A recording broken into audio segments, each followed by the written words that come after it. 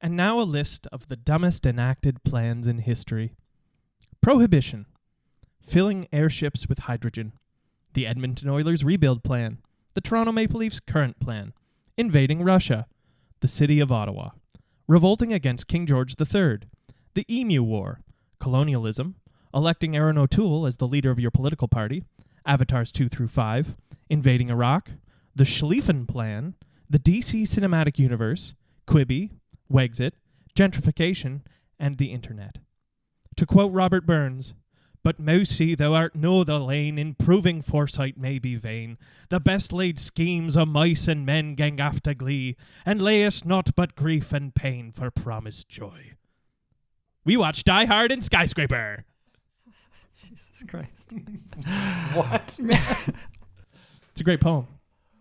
Yep. So, hey. Should we just stop the podcast there? I don't know.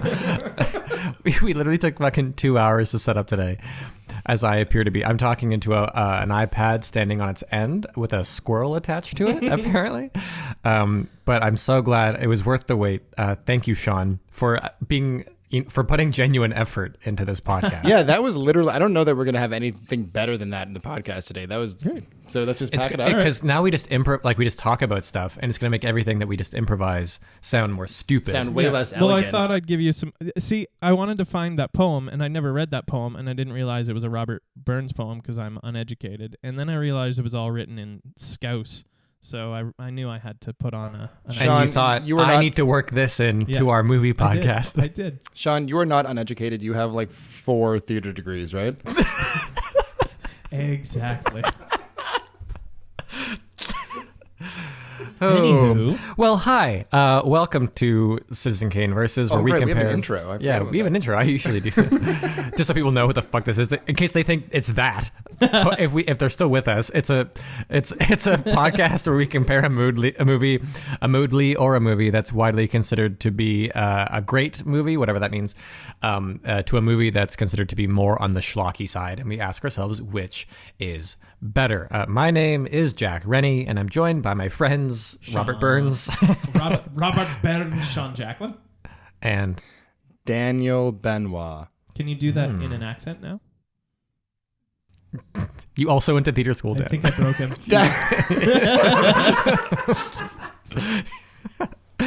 Oh, great. And so if you caught, again, it's hinted, I'm just moving past this.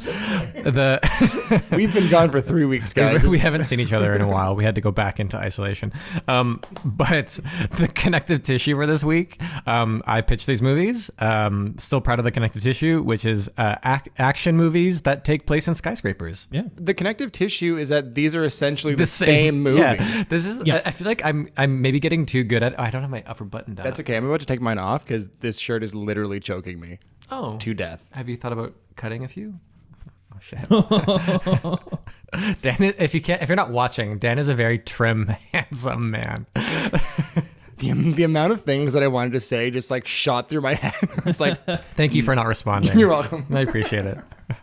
I just ate a cookie. So, what the fuck is happening? I don't know. I have no idea. So I think it's a fault of mine pitching movies where I pitched Indiana Jones and National Treasure. And again, we talked about this. National Treasure is a movie that seems to be made by people who grew up watching Indiana Jones.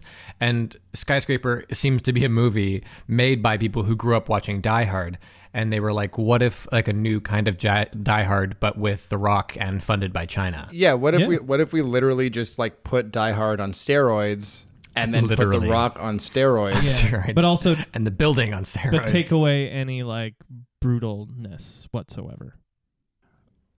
From Die Hard? Yeah, like Die Hard, but without any, like, the gruesome murder. And without swearing.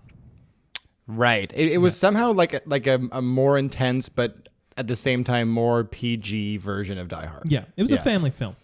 It was clearly meant to be a family film. Yeah.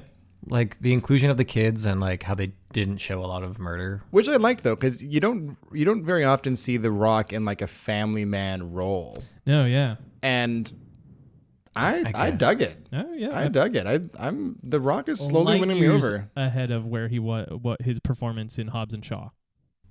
Yeah, well, Like he had a more little- to work with. He a had to little like bit. care a little bit. There was a totally he was like vulnerable Yeah. and weak at times. He had Right. heart, and he had to love people. He started breathing very quickly, but that Well, he's running on one leg, man. Yeah. And he loves his family a lot. He really loves Nev Campbell. Yeah. Is it Neve Campbell? I think it's Nev.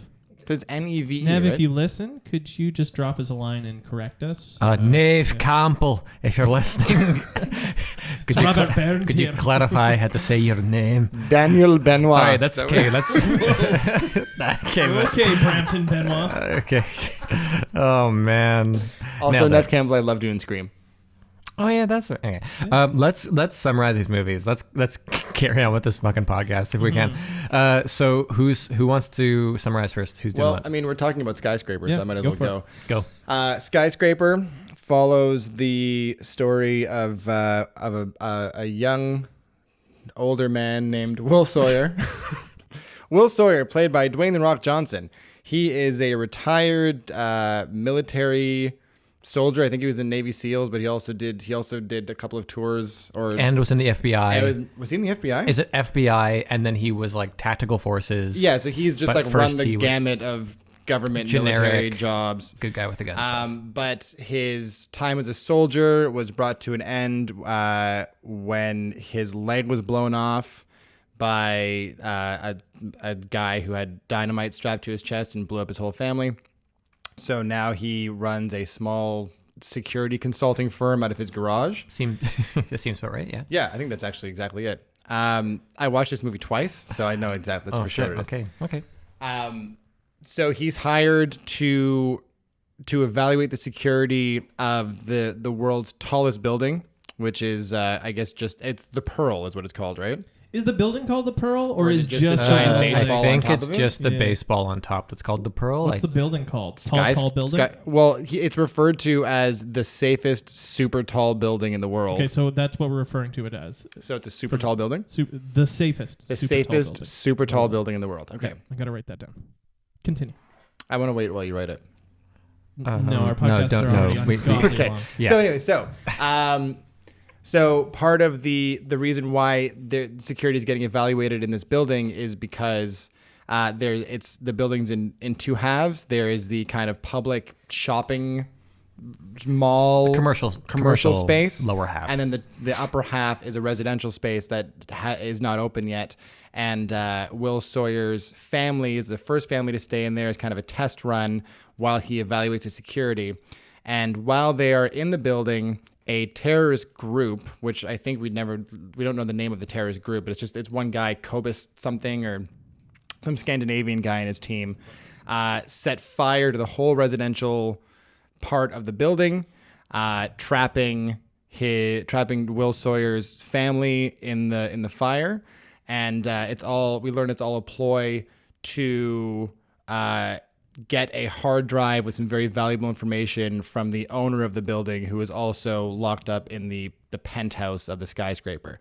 And then the meat of the movie is watching Dwayne "The Rock" Johnson literally scale a 200-story building to save his family from certain death, and also beat up some terrorists and save the day. Yeah. And I honestly thought that this movie was going to be more about The Rock saving the world from terrorism. No, it's his But family. it literally is just watching him try and break into this building or make his way into this building above where the fire has started to save his family. I have two subtitles for Skyscraper. Okay. Hit us with them. The first one is Upper Body Strength, the movie, and the second one is Why I Skip Leg Day, the movie. Oh. That's kind of an insensitive joke to people who don't have legs, like The Rock. Cool. He scaled the building without a leg, so You can skip leg day. It's strong. true. Yeah, skip leg day. Yeah. Don't Just skip like- leg day, just like people. walk. If you're listening, don't skip leg day. Like that's 2 against 1, which means skipping leg day If is you our want- Citizen Kane advice. If of you the want week. chicken legs, you skip leg day. Don't skip leg day. I kind of like the look. So that's a pretty succinct summary of the film. Thank you, Dan. Skyscraper. Like I said, I watched this movie twice. Twice. Yeah. I had to because I fell asleep the first time. Classic Dan. Literally, though. Yeah, and that is very much what the movie is, okay, I'm not going to start talking about it yet. Let's get to the other side. Die Hard. Die Hard. Tell us about Die Hard, Die which Hard, is the older version of the same movie. I'd want to say the prototypical tall building crime film, but Towering Inferno, I think, is also what both Die Hard and Skyscraper borrow a lot from. So Die Hard, the second tall building crime movie. Ooh. But probably the most famous one. Bruce Willis in his first leading role. Well, one of his first leading film roles. He was a TV guy. He plays John McClane, and he flies into Los Angeles to he's going to visit his wife. On the Fritz wife. Yeah. I think they're Relationship's on the legally rocks. still married, Yeah. but they're Yeah. And he wants to see his kids for Christmas. It's a Christmas movie. And he goes to his wife's building where they're having this swanky office party to celebrate some new merger acquisition, blah, blah, blah. And a terrorist cell led by the maniacal Hans Gruber, played by the only Alan Rickman, takes over the building, sets fire to certain parts of it, eventually. Bruce Willis escapes into the building, the parts of the building that are being built still, and he one by one picks off these terrorists that are ruthless and will kill anyone that gets in their way. The LAPD arrive and do exactly what the LAPD generally do, which is destroy and not be good at their jobs. And in the end, there's an ending. Mm-hmm. Yeah. Which, right. I was going to say, which I almost forgot for a moment. But of course, I mean, everyone's gone. And then they leave. Mm-hmm. They literally just leave at the end of the movie. Yeah. They get in a car and get in the busted up limo. and kiss. And kiss. And they kiss. He solves his marriage. Both these films are about the family drama. Yeah. The Rock's is about maintaining his family, and Bruce Willis's journey is about refinding his family and the value of that. Although I feel like in Skyscraper the motivation has a lot more to do with The Rock's family, as opposed to in Die Hard, where it seems like John McClane, It's his duty as a cop. and he's also just this hard-headed blue-collar guy who likes to shoot things and mouth off to people, and it's kind of you know what I mean? It's almost like a point of pride, I get, rather than I need to do this because my wife is in the building. Yeah. It's a lot of it's a fantasy for the good guy with a gun situation, where it's I'm the one who can save them with my guns. Yeah. Except The Rock will not use a gun. Yeah, which actually, now that I mention it, is actually kind of a nice point, is that he's not running in guns a-blazing. But he will use a sword. Sword, he's which gotta is kill people some way. yeah, Right? or an axe, or just pushing someone into a pit of fire. How does his best friend die? How does he kill his best he friend? shoots him. He shoots him. Well, but he but his friend's prevents- holding the gun. Right. So he just So prevents he him from doesn't shooting. shoot him. No. Yeah. His friend shoots himself. Yeah, With some in assistance. in the struggle. Yeah. Yeah. Right. Yeah. Perfectly in the center of his sternum. Yep. What looks like very cleanly, like he was holding it perfectly back at himself. I have his character down as Ben Bad Friend. I have him as almost Matthew McConaughey. Thank Yes, you. yes. Yes. I poor man's Matthew McConaughey. when the elevator opened, I was like, is that Matthew fucking McConaughey? It's too close that it's distracting. Yeah. Yeah. That's why they had to kill him so And quick. I was like, oh, thank God. Thank God he's dead. Also- go ahead. I was going to say, I expected him to be in much more of the movie. As soon as he came back, I was like, oh, it's the villain of the movie. Yeah, him and the guy who's in Rogue One as the villain, the white guy. Ben Mendelsohn. That was not Ben Mendelsohn. I thought it was Ben Mendelsohn until about three quarters into the film. That's Noah Taylor. The British guy? Yeah. No, but no. Wait, am I thinking of a different guy? You're thinking of Ben Mendelsohn. Shut up. Yeah, you're thinking of Ben Mendelsohn. Noah Taylor played. Yeah, I thought it was Ben Mendelsohn in that role up until he died, and then I looked it up and it was like, oh shit, that's Noah Taylor. Poor man's Ben Mendelsohn. Yeah. Identical fucking twin. Yeah. I think what we're learning is that it's very satisfying to say Ben Mendelsohn. Ben Mendelsohn. Ben Mendelsohn. Try it at home. It's one of those movies that doesn't try and like have any intrigue. It's well, I don't know. It kind of sort of does. I don't know. You can It tries immediately to have too much intrigue. Yeah, because like you're immediately like, oh, his friend is going to betray him, and this British guy is clearly wringing his hands in evil. Which we can talk about more about the whole China impact on these movies, but also like the Hong Kong side of it, and how there's like an incompetent, like evil British person wringing his hands behind the scenes, and what that means about shooting a movie in Hong Kong, and how he's literally like thrown from his high perch into fire. So anyway, we'll touch more on that at some point. But I kind of want to talk about Die Hard first, because I feel like we can get, I don't know, That is fucking insane. Sorry, Dan's been looking up this guy for I'm the last looking up Ben 30 Mendelsohn, minutes. and that is like, those are not the same person. Not the same person. Now look up Noah Taylor. Oh, geez, okay. While we're doing this, can someone just look up The Rock's workout regimen? Yeah, I mean, it's mostly upper body stuff for this film. This film is just him crushing shit with his body. Like, what? That's crazy. For anybody listening, I'm literally just comparing photos of Noah Taylor and Ben Mendelsohn. It makes for great listening, so... Yeah. But do it at home. It's like a fun little follow-along activity. They are identical fucking twins. It's uncanny. Also, if you look up what's his friend's name? I have no idea, but the guy in Skyscraper, he looks just like I'm on it. Matthew McConaughey. Poor man Matthew McConaughey. It's clearly one of those things where like they got who they got. I also recognize like his name is Chin Han. No, I'm kidding. That's the guy who plays the owner of Skyscraper. Yeah, but Chin Han's or whatever, his lead security guy, I recognize him from something too, and I don't know what it is. Who? The African guy? Yeah, I didn't know. Oh, I don't know. I had the same thing. I was like, this guy looks familiar, but I can't quite place where I know him from. It's like this whole movie is you looking at people that you're like, you almost look like this person. Like it's clearly like the people they could afford. The guy's name is Pablo Schreiber. Okay. This is Matthew McConaughey. Very Matthew McConaughey. Schreiber. Yeah, he's a little... It's I think Pablo they had him- Schreiber. Pablo Schreiber. Anyways, Die Hard. Die Hard. Die Hard. Die Hard. I'd never seen the beginning of this film. Yeah, that's good. Only what I ever realized seen too. from when the LAPD arrives. Right. It's funny because I actually think that I had the opposite. I remember seeing up until the last like 20 minutes of this movie. What a fucking great film. It was really, I mean, I could have used awesome. a little less time. It was like a hair too long for me. Yeah. But I appreciated how much actual story there was in this movie. Yeah. Like there was character development, there was real cause and effect, there was a really well thought out plan from some very developed villains. Bruce Willis is a really good actor. Yeah, he's really good at it because a lot of the movie is just him running around empty floors alone and like freaking and talking to himself and having phone calls on walkie-talkies and stuff. Yeah. That's a huge part of this movie, and he carries it really well. Yeah. Although I found John McClane, the character, to be kind of frustrating.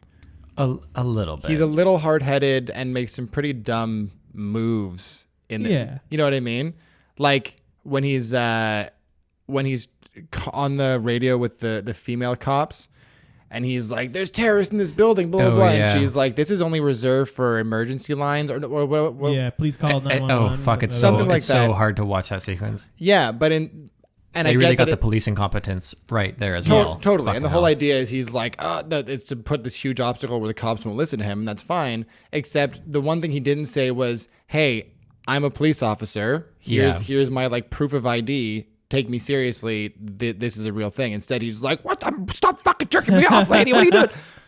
Or then you don't get the great line. Or just like shoot your gun and or say it's a bomb threat or just do whatever you have to do to get the people there, right? But that is what that's what's frustrating. That was what was frustrating is it seemed like the writer of the movie was like, that's gonna be funny. That's a witty line I can throw in there. Like it seemed more about the one-liners than it did about you know what I mean? I forgive it because even though they're one-liners, the way he ingratiates the one-liners into the movement of the plot is pretty flawless throughout the film. He had some pretty stupid one-liners though, so I didn't write them down, but there are some of them are pretty ridiculous. yippee-ki-yay, Yeah, I was motherfuckers. gonna say, yeah. can none of us remember the one-liners from one of the most famous films of all time? Well, that's the only Correct. one I remember, and it's mainly because I've watched so much Brooklyn Nine-Nine. Yeah. And it's just boils. What is it? Yippee-ki-yak, other buckets. And then we were sued by Brooklyn Nine-Nine. Yep. I don't think they can. Tell me No one no. knows that we exist. 200 people know we exist. Woo! Or no, No, like They're- 20 they're- people they're- have no, played us they're each 10 times. not even close to 200 people know we Yeah. exist. 30 people know we Like exist. outside of this podcast, maybe, but but yeah, and there's some stuff, and the story is actually really good, but the moment where, like, again, it starts to feel long because moments start to be contrived is like when Hans goes up to check the stuff on the roof himself, and they have that sequence where He's putting on the accent. yeah, he pretends to be American. He's like, "Oh God, you're one of them," and then I loved that part. Yeah, I was liked it, into but the thing is, it's like, oh, I know the sequence is all just contrived so that Hans sees his face, when it makes sense that he would never do anything on his own, except maybe he's lost enough of his men at that point that he needed to do it. It's not fully clear, but he just like decides to go, like, to leave his command post to go check it himself on the floors where he knows this guy is Right. roaming. It's just, it doesn't track. And then he pretends to be an American, and then he says a name that's on the directory of the building. Yeah. And somehow Bruce Willis still knows that it's not. Like, it's just, none of it makes any sense. Well, and then, but he does see through it because he doesn't give him a loaded weapon, right? He knows enough that there's enough to be fishy about this random person who he's stumbled across, so he doesn't give him a loaded gun. Yeah. I mean, sure. But the whole thing just comes across as a little bit contrived because they want to get the point of he's seen John McClane's face so that he knows that what is So that his wife is then like culpable, that he'll see the photo of it and realize, oh, you're together. Well, to your point, that section of the film was actually largely like created on set because the director wanted Gruber to have a face-to-face interaction with him Right. before the climax of the film. Which is good. So he heard Alan Rickman using his fake American accent with one of the crew members, just like having a laugh backstage. Right. And he was like, "Oh, okay. Oh, that's how we do it. Okay, cool." And they kind of like created it from that segment from there. Which is a great segue to talk about Alan Rickman's amazing German accent in this movie. Man. What part of Germany are you from, Alan? Yeah, I was His really first lines are confused fully by that. British. Yeah. He's like, "Ladies and gentlemen." And you're like, "Oh, are you?" And he's like, I was like, and he- Professor Snape is in the building. he tries to sneak in just like "and you will," and he just like tries, like just once in a while tries to like Germanize it. Yeah. And it not great. and it doesn't. It's not good. It's probably one of the bad accents in cinema history where. And yet I'll accept it from him. Oh God, Sean. Well, I'm with you. I also wasn't sure if it was like You an just love an abusive intentional relationship. if it was an intentional actor choice where he was like, well, maybe he's from Germany but has spent some time outside of He's a soft Germany. German. He's a soft German.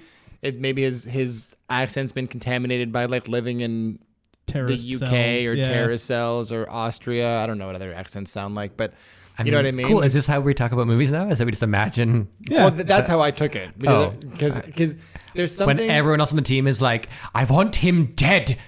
But so this is my justification. The other people are just like meathead henchmen. Yeah. He is supposed to be the more sophisticated brains behind the operation, which would suggest that maybe he's studied. He's gone to Oxford. studied He's- abroad, or he has some more life experience that might have diluted his accent a little bit. There's a whole the director cut it out, but there's a 10-minute prologue where we see young Hans Gruber at Oxford becoming radicalized by the dirty communists on campus. Yeah. Just dressed in like head to toe Argyle. Yeah.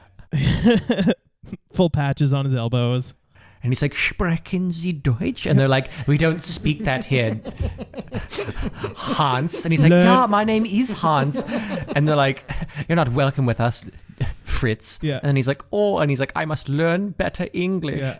And then there's a montage of him slowly getting rid of his accent, but like also not really putting on an accent of any other culture, just like a weird mishmash of like vaguely European. He was going for vaguely European, which is literally what it ended up being. Yeah. So there Which you go. was We cracked the code. I guys. didn't watch the director's cut though, so I missed How that. many boobs were in this version that you saw? Because mine was loaded with it.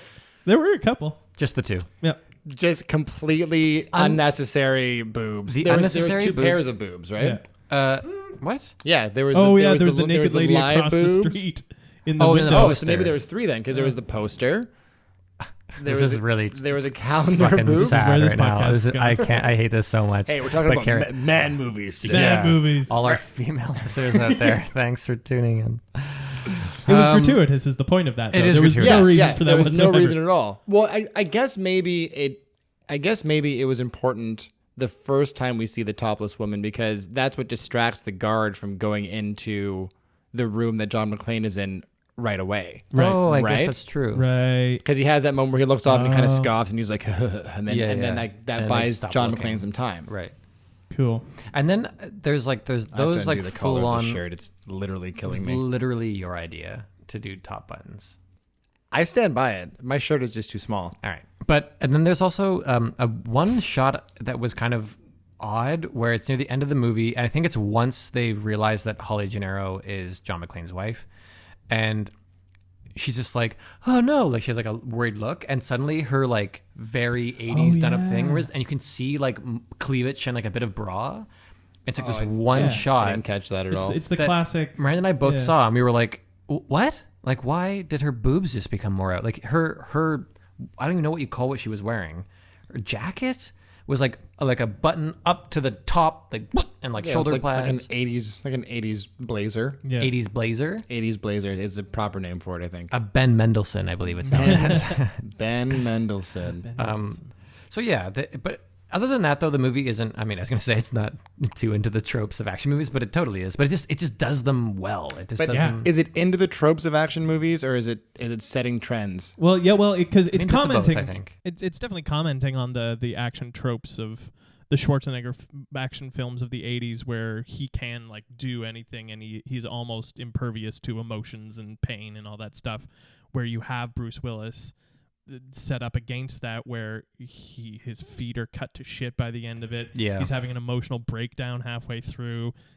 So he's a very like vulnerable protagonist. So it's trying to set itself up against the other films. Right, where they're like bulletproof and everything that, Yeah. right? And that's something that I made a note of that I really enjoyed about this, and like with the glass, and just like when he has the sequence where he jumps, it's like a fantastical moment where he jumps off the roof attached to the fire hose, and then he manages to kick through the glass and he lands. But like he lives, but it sucks. Yeah. Which is a lot of his story. It's like he made it, but it sucks. Yeah. Like Oh boy. his life is not better. He got shot this time. Yeah. The glass in his feet is brutal. He went through the window and he didn't land gracefully and fix his tie. He changes shirts entirely because it gets so bloody. Like it's a white wife beater that goes bloody and then it's just fully brown. Like Yeah. and then like Sweat. it just shot to shot. It just changes entirely. But see, that's what I liked about this movie generally, was that it, for an action film, it felt grounded in all those areas. Absolutely. In terms of like the injuries having a compounding effect, the actual thought process behind the plan for the villains, that like everything about it felt grounded in reality and well planned, which I don't know if you guys have seen the other Die Hard movies, but as they go Not on, in they a get long like time. they get One of them. closer and closer to like a skyscraper-esque Yeah. kind of thing. Well, this is So- one of those yeah. series where we can definitely like match it up against schlockier films, and it's We- going to cross over at some We point, should right? do Die Hard versus the Fast and Furious franchise, because that's exactly what happens with it. Fast and Furious starts off as like a movie about underground racing and Yeah. and that like crime world. Then now they're crime fighting superheroes. So, which is essentially what John McClane becomes. I don't know. I'm still a fan of Fast and the Furious versus Land Before Sharknado. Time. Oh right. Yeah. Land Before Time. Although it was also proposed to me recently by a friend of Miranda's that we do like the classic movies, which you do like the old James Bond movies versus Fast and the Furious, Which is like a more legitimate pitch, but I like the stupidity of Land Before Time versus Fast and Furious. But what would be the connecting thread between Fast and Furious and James Bond? Just franchises. It's just Right. it's a franchise comparison. Right. So there's a touchscreen scene in Die Hard, right, where he comes in Fun toy. and he's pressing on it, and immediately I was like, oh, this is like a late '80s film showing off their fun technology. Ha ha ha! Oh, this will be great. And I just kind of wrote it off. And then it goes through and he finds that his wife has changed her name inside the directory. And they use it as an actual storytelling device. And that was the moment when I was like, fuck, this film is smarter than I've ever given it credit for. Yeah. I need to just like buckle in and let this happen. Yeah, it's not just like some like meathead like film. Like there was just like it's about like pew pew. Like it actually has some really good stuff, and like the character work and some of the shots are really like they have some iconic shots, like the shots of John McClane in the vent when he lights the lighter and stuff. Like that's pretty. Although it's clearly just a light turns on his face. It's kind of hilarious. Like the light is clearly not coming from a lighter. It's a whole other light. You could maybe try and argue that it's like a metallic interior of a vent and it's reflecting it, but it's fully just they turn on a light. It's hilarious. Beautiful shot, though. Great shot. Beautiful shot. And like it's great. And like a number of the vent shots are cool. Although, like they get cool shots by like contriving stuff. I kind of made a lol note of like Nakatomi Plaza is still under construction, but I don't understand why it's full of like pits and like there's like deep chasms to the abyss. Like there's a number, like there's at least two of them I think that he comes across. One of them where he has to like traverse from one to the other, or he's hanging from. He puts his submachine gun in like a gap and he's hanging from it. And wasn't that out the window? Where he uses... Because he used it as a stop the same way The Rock does in Skyscraper. No, he gets into a different ventilation system. Oh, yeah. He uses it. Right. But then there's another thing, 'cause too, he's where out of ammo. he's running someone and he's like climbing down a ladder and it's like this big empty chasm down to like total darkness again. And I'm just like wondering... It's the Death Star. It's the Death Star. That I'm like, you're getting some Every cool movie is Star shots and Wars. this looks I was great, going to but... say, how is this movie Star Wars, Sean? It's in the Death Star. Take that, Chinese government. All right, continue. And so they get some cool shots, but some of it's really weird. And like you can, like Sean says, it does some stuff like, and Bruce Willis does such a good job that you kind of forgive things. Like a lot of the action in Die Hard is actually pretty fucking stupid. Like it's just like spraying bullets. There's a lot of like conveniently bullets don't hit, and it's like it's just not how machine guns work. Like if someone is running, like they're not going to run faster than you can like move your arm. Then you can like spray. Yeah. Yeah, like you're gonna hit them, especially if there's like, multiple people and there's just too much of it. Like I can take one of those moments in a movie maybe, but when that's like the foundation, it just makes me kind of go like, fine, like okay, he made it out again, but like. But by the end, like the final fight where everyone's just spraying everything with every weapon they got, I definitely zoned out. And was like, okay, that's... Well, when he starts spraying back, then it in a way it makes sense because then both sides are like, shit, and like you get a bit more of a big clusterfuck. Although that was also the moment that I was like, fuck you, and that was the only time in this movie that I was like, these levels, like it blew. It was loud. It screamed at me, and both Miranda and I were like. What are you watching your movies on, Jack? On the television right behind you. Really? Yes. Because I never have those issues.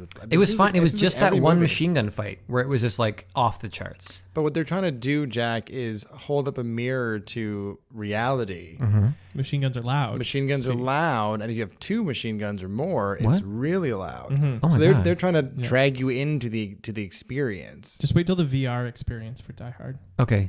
I'll wait for the VR experience of Die Hard.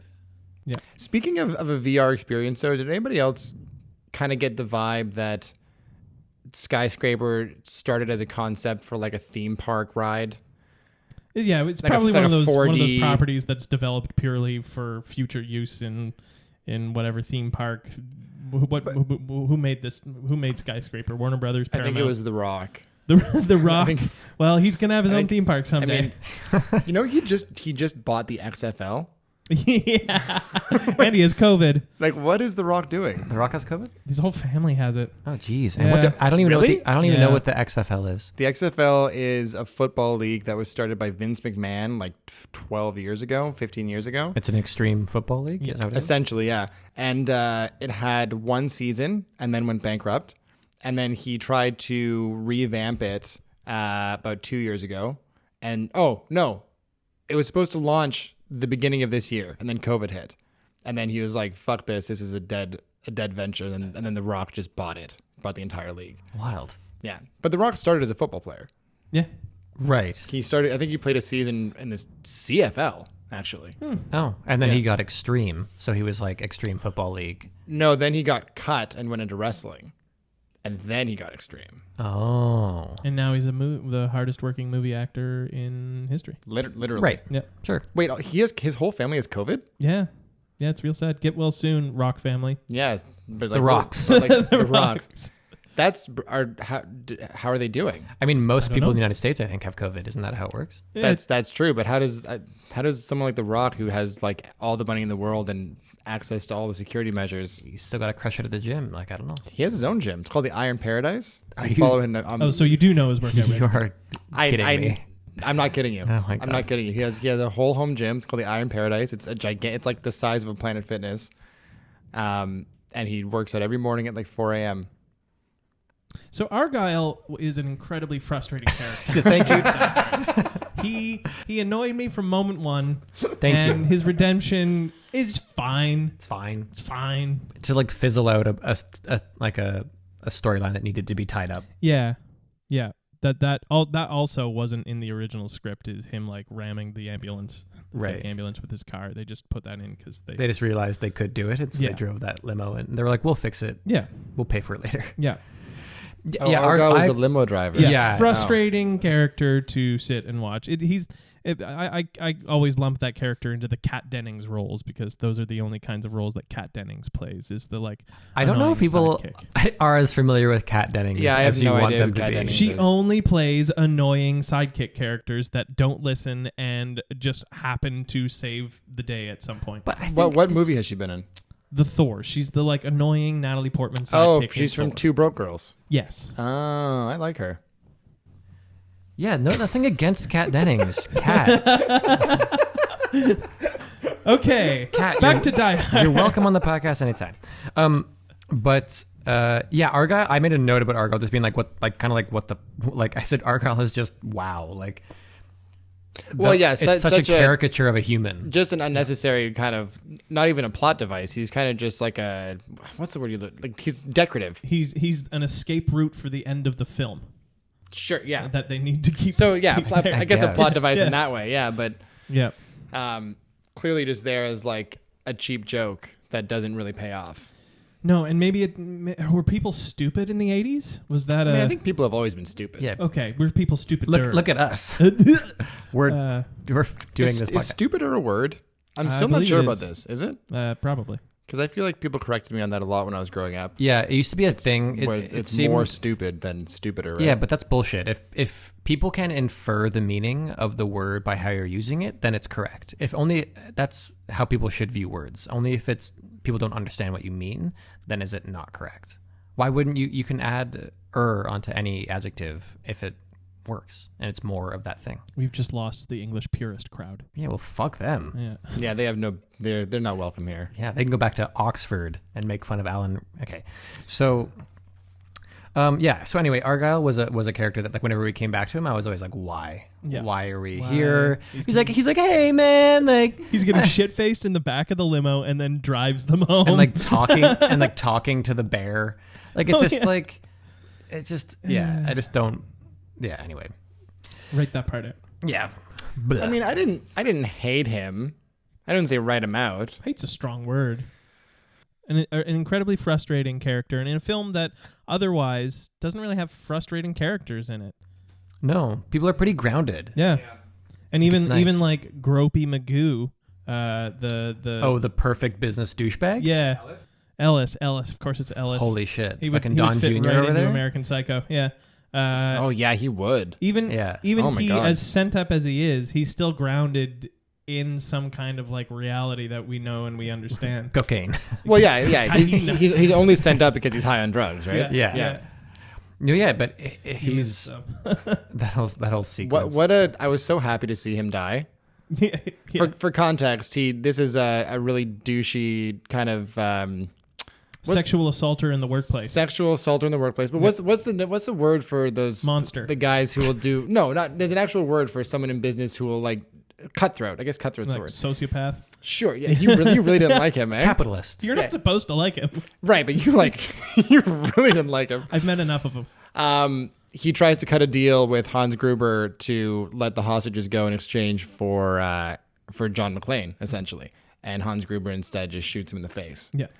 And that was one of my favorite parts of the movie, I have to say. Yeah. Yeah. Those moments where like it's a little bit like, again, that you mentioned like comparing to other movies where like the hero would save them. It's a nice moment where like the hero's like, I literally, this was a bad move. I can't save you. Yeah. I don't have the thing that gets you not dead right now. No. Yeah, tell them you don't know me. Stop doing this right now. And he's like, after all these years, how can you say that? After all we've been through, John. Yeah. Yeah. And so, yeah, it's a satisfying moment. One, because you like hate the character and everyone like him, but also like, yeah, just that little, it makes Hans Gruber more dangerous. Yep. In a way that isn't like stupid or cartoonish. It's just like this is the deal that we made, and someone needed to die soon anyway, just to reestablish like our presence over these hostages, I think. So this will do. Mm-hmm. This works fine.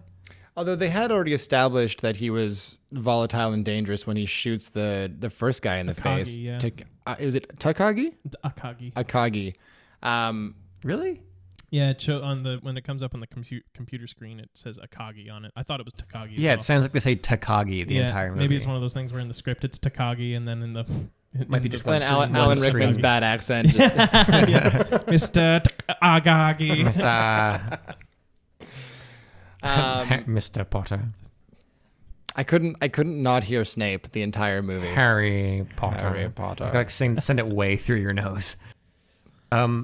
The people that I do wish that the other goons were more grounded. That would have made this movie like really stand out, as if like you really understood their motivations a bit more, and like. But I loved that they gave even one of the henchmen an actual motivation, like revenge to avenge his brother, his silly brother, and like. Who like kept his like satchel on the whole fight that he's fighting Jim. He's like, there's no way you can escape from here, so you better just. And he's like had his nice designer sweater and like his satchel on. You know who you're reminding me of? They're all over the top. What's the name of that group who sings? And I would walk 500 miles, and I would walk 500 more. Pretenders? I'm doing Snape singing that song. I was gonna say, what is that voice? Mr. Potter. And I would. Okay, I'm not gonna do it too. It's my Frankenfurter from Rocky Horror.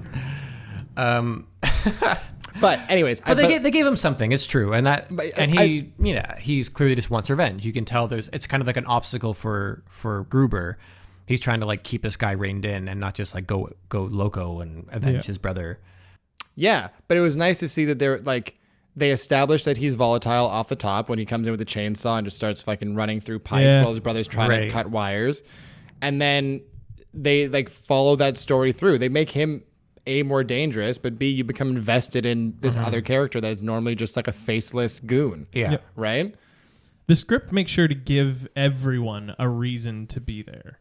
There's no superfluousness to any of the main characters. What about the goon who, when he's shooting at John McClane, he jumps up on a long zigzagging table and then is running along the top of it, shooting down through it with his machine gun? Yeah, that was clearly eccentric. Even though he has a clear line of sight to where John McClane is under the table in front of him, is shooting the table underneath him. Yeah. And going, that's why when you gotta take this shot, you can't hesitate. You gotta take the shot until he's above John McClane, and then John McClane shoots him 6 times. Takes the shot. What about that sequence? I just want to know where. That was silly. There's no more table. That was my favorite. That was no more silly. table. That's why I'm not shooting, and I'm just talking to you now. It was absolutely silly. Yes. It was completely fucked. Yeah. So, I don't know. I think what happened there was that goon was like a producer's cousin or something. That happens. And really wanted screen time with dialogue. It's his big break. Also, he won an Oscar last year. I also want to talk about, so like, yes, the motivation. I'm watching Sean every time I make a comment that has nothing to do with Die Hard. just be like, oh fuck. I was trying to be like, did he win? What do we do? No, okay, Tune in next week to when this podcast is just Sean and I, and and it's only fucking 50 minutes long. Yeah. So yes, they give the motivation to the long blonde-haired goon to avenge his brother.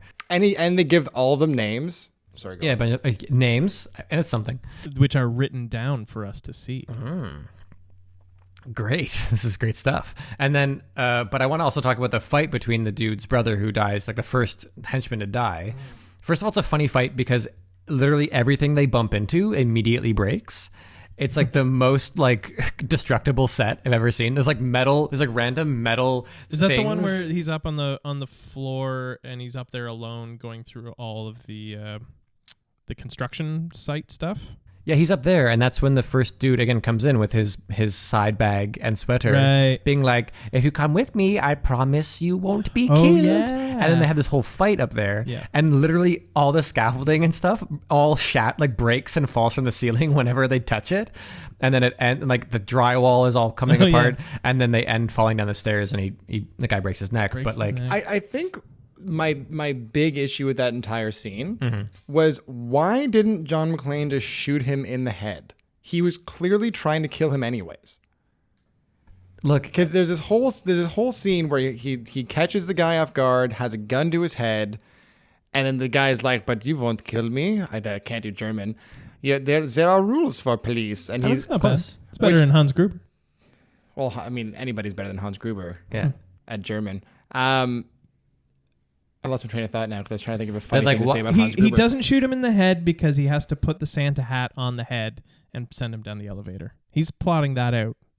Scenes like that's probably a kill that he's been thinking about as John McClane for years. He's being like someday I'm going to kill a German in an elevator, but I got to make sure his head is fine. I'm going to put a Santa hat on his... Wait, which accent do I have? But like, I guess maybe, but you understand what I'm saying, right? Like, yeah. They set it up as though he's going to be following the rules of police and not kill anybody, but then he kills him like 2 minutes later after this ridiculous fight in the stairwell. Yeah. Mm-hmm. So when he has him at gunpoint, why doesn't he just shoot him right there and save himself the trouble if he's going to kill him anyways? Yeah. Clearly killing people is not an issue for John McClane. Yeah, but it's like it's the first one of them, which I can kind of buy a little bit. The dude does like shoot his machine gun like at where he thinks he was hiding. So clearly this dude is trying to kill him. But John McClane is like, it's like, I kind of will buy it and justify it a bit more where it's like he doesn't exactly know who he's dealing with yet. Whereas then he learns that these people are all like fully killers and stuff. And so he becomes maybe more ruthless as the movie goes on and not giving them a second chance. You know what I mean? Didn't he watch Gruber shoot Akagi in the head? Yeah. Before he meets... Oh, yeah. But he doesn't see Gruber. No, but he knows that these guys are killing people. Yeah. Yeah. But I guess like in his ideal world, he would just like apprehend them and like duct tape them to one of the brittle posts. I mean, that is part of like the like mass media representation of the good cop is that the good cop always gives the opportunity for peace first, which gives them permission to use violence from that point on in any way possible. So it is a little manipulating in that way. Yeah. Yeah. I also sorry, bullshit that the dude's shoes don't fit. The guy's a head taller than Bruce Willis. And he's got tiny feet. Yeah. And I was like, no. The only terrorist in the world that has smaller feet than mine. Yeah. Like him just, again, acting alone. Good job, Bruce. I was also frustrated by why he sent the guy down the elevator with that message on his sweater. Now I have a machine gun. Ho, ho, ho. To intimidate them, but until that point, they don't know he's there. Yeah, they do. Well, they know that there was like an alarm tripped, and they sent someone up to like find out. Did they know? Was that before this happened? Was it the alarm? I guess it would have been because there was something that they sent him up to look at. I can't remember. Okay. I guess that makes sense. I just feel like a big sign saying "Look at me" is not the smartest move when you're one person trying to be discreet. Look at me. Yeah. Skyscraper? Well, I think an important group of people to talk about, though, in Die Hard, is also the people, everyone outside of the building, all the other characters. You have his cute love affair with the beat cop. Al Powell. Ray? No, he's Ray, and then it was Al. Yeah. Al, yeah. Yeah, so their little relationship is cute. Mm-hmm. You know, I buy it. Al Powell? Powell. Because he calls him Al, and he also calls him Pal, doesn't he? Powell. Oh, so every time I heard him say pal, he was actually saying Powell. I was just mistaken. Okay. I never heard that too. Because what's that? I didn't hear that either. Yeah, the whole time I was like, is his name Al or is he calling him Pal? Oh, yeah. Like buddy? Oh, you might be calling him Pal too, but That's confusing. Yeah. Almost as confusing as the Johnson & Johnson FBI. That's hilarious. It is funny. Is it Detective Johnson? No, the other one. Yeah. The movie needed that line there for sure. Yeah. But the first of all, if you want to watch like the who's who, like if you want to see the who's who of douche actors from the like late 80s, early 90s, they are all sitting outside of this building. I've so many faces, and I'm like, you're the asshole from that movie. You're the asshole from like Liar Liar or something. You're the asshole from this movie. It's all of them. The first dick cop to show up was from Ferris Bueller, right? Oh yeah. Is that him? I think he's Breakfast Club. Breakfast Club. Breakfast Club. He's the detention teacher. I haven't seen Breakfast Club. You haven't seen Breakfast Club? No, we'll probably do it on this podcast. Oh, we shit. absolutely Wow. have to. Yeah. Versus I was going to say Breakfast at Tiffany's, but Those are both that wouldn't classics. work. the new Dinner for Schmucks? The new Jumanji. Dinner for Schmucks might be good. Oh my god. No, that's Breakfast at Tiffany's. was- I do not Yeah, want to okay. watch Breakfast that movie. Club, Yeah, it's hard to watch. It's Anyways. so painful. Anywho.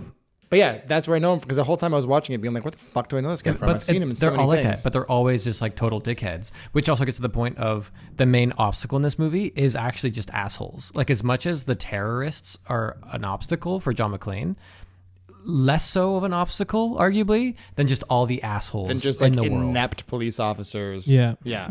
Like on at every step, and like the media people who you just want to strangle. Yeah. And Vultures. yeah, it is just, it's out of this world dealing with them. So they really get the incompetent police thing right. But they also get this, both movies do this, where they have something completely amazing happen and the police like watch it happen. Like the terrorists shoot two rockets at like a Yeah, the LAPD like an armored car vehicle, and like blow it up, and they're just like, oh geez, well, get them out of there. I'm like, get them out of there. They're dead. The rockets were shot at them. Like they're dead now. And same thing in Skyscraper, where like the building is going up in flames and it's like exploding, and like the cool Hong Kong police chief or whatever is just like, It's like, no, this is fucking This is a shocking to you. disaster. Well, you and- have not seen this on the job before. Well, and also his female partner in Skyscraper, who no matter what The Rock does, no matter what she sees him do to like save his family and get in this building, she's like, no, he's for sure one of the terrorists. Yeah. He's absolutely, this is obviously he's playing a part. And his wife that just came out of that building and is trying to save his family now, or her family now, she's definitely playing a part. They're all terrorists. She's like really trying to profile him. Yeah. And the other guy is like, I think he's Samoan. I think. The head of the Chinese cops in Skyscraper, he has an end of scene line that's supposed to be a real great sting, where they're like, "Oh, who is this guy? Oh, well, he's my husband. Do you need to talk to him?" And he turns, and it's supposed to be a good line, but he's just like, "Yes, I have a few questions for him."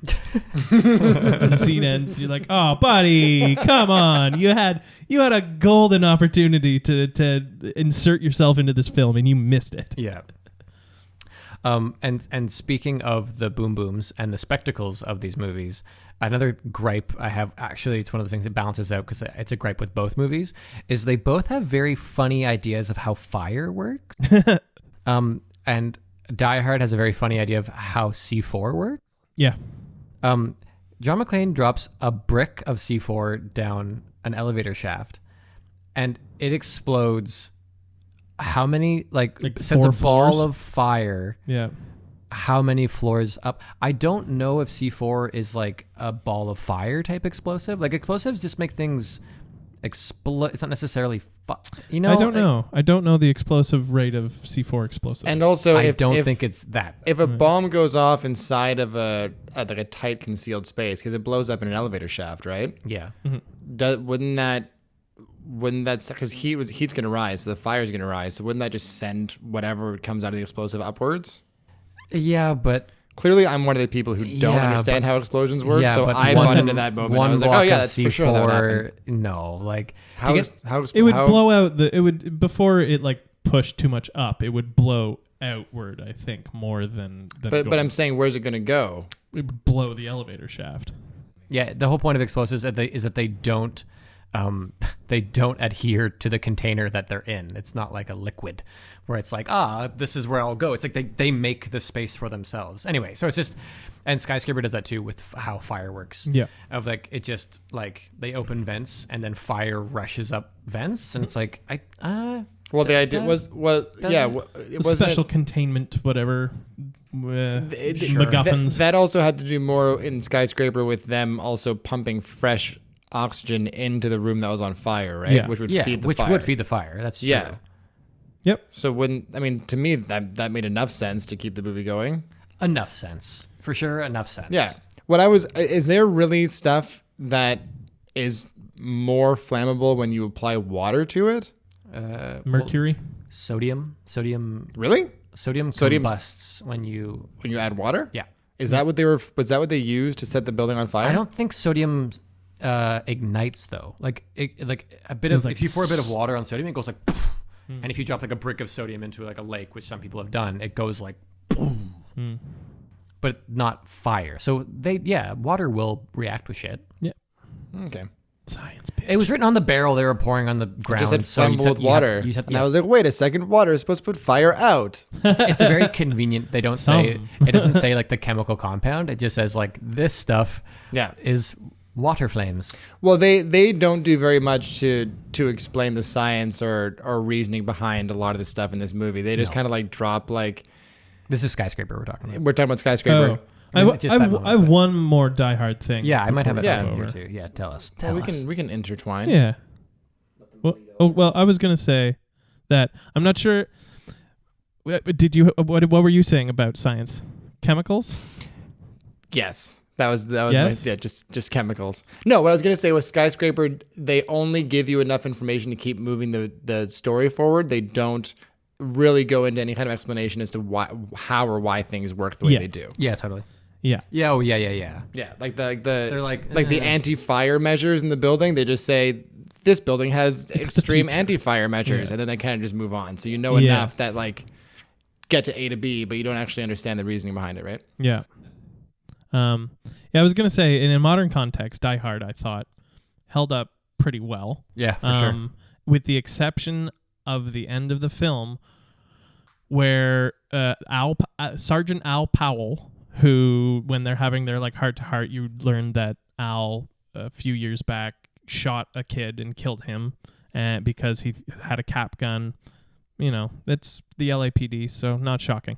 But his redemptive arc is that he's able to brutally murder the final terrorist with his sidearm, which in 88 I see as being like a very like, haha, America kind of thing.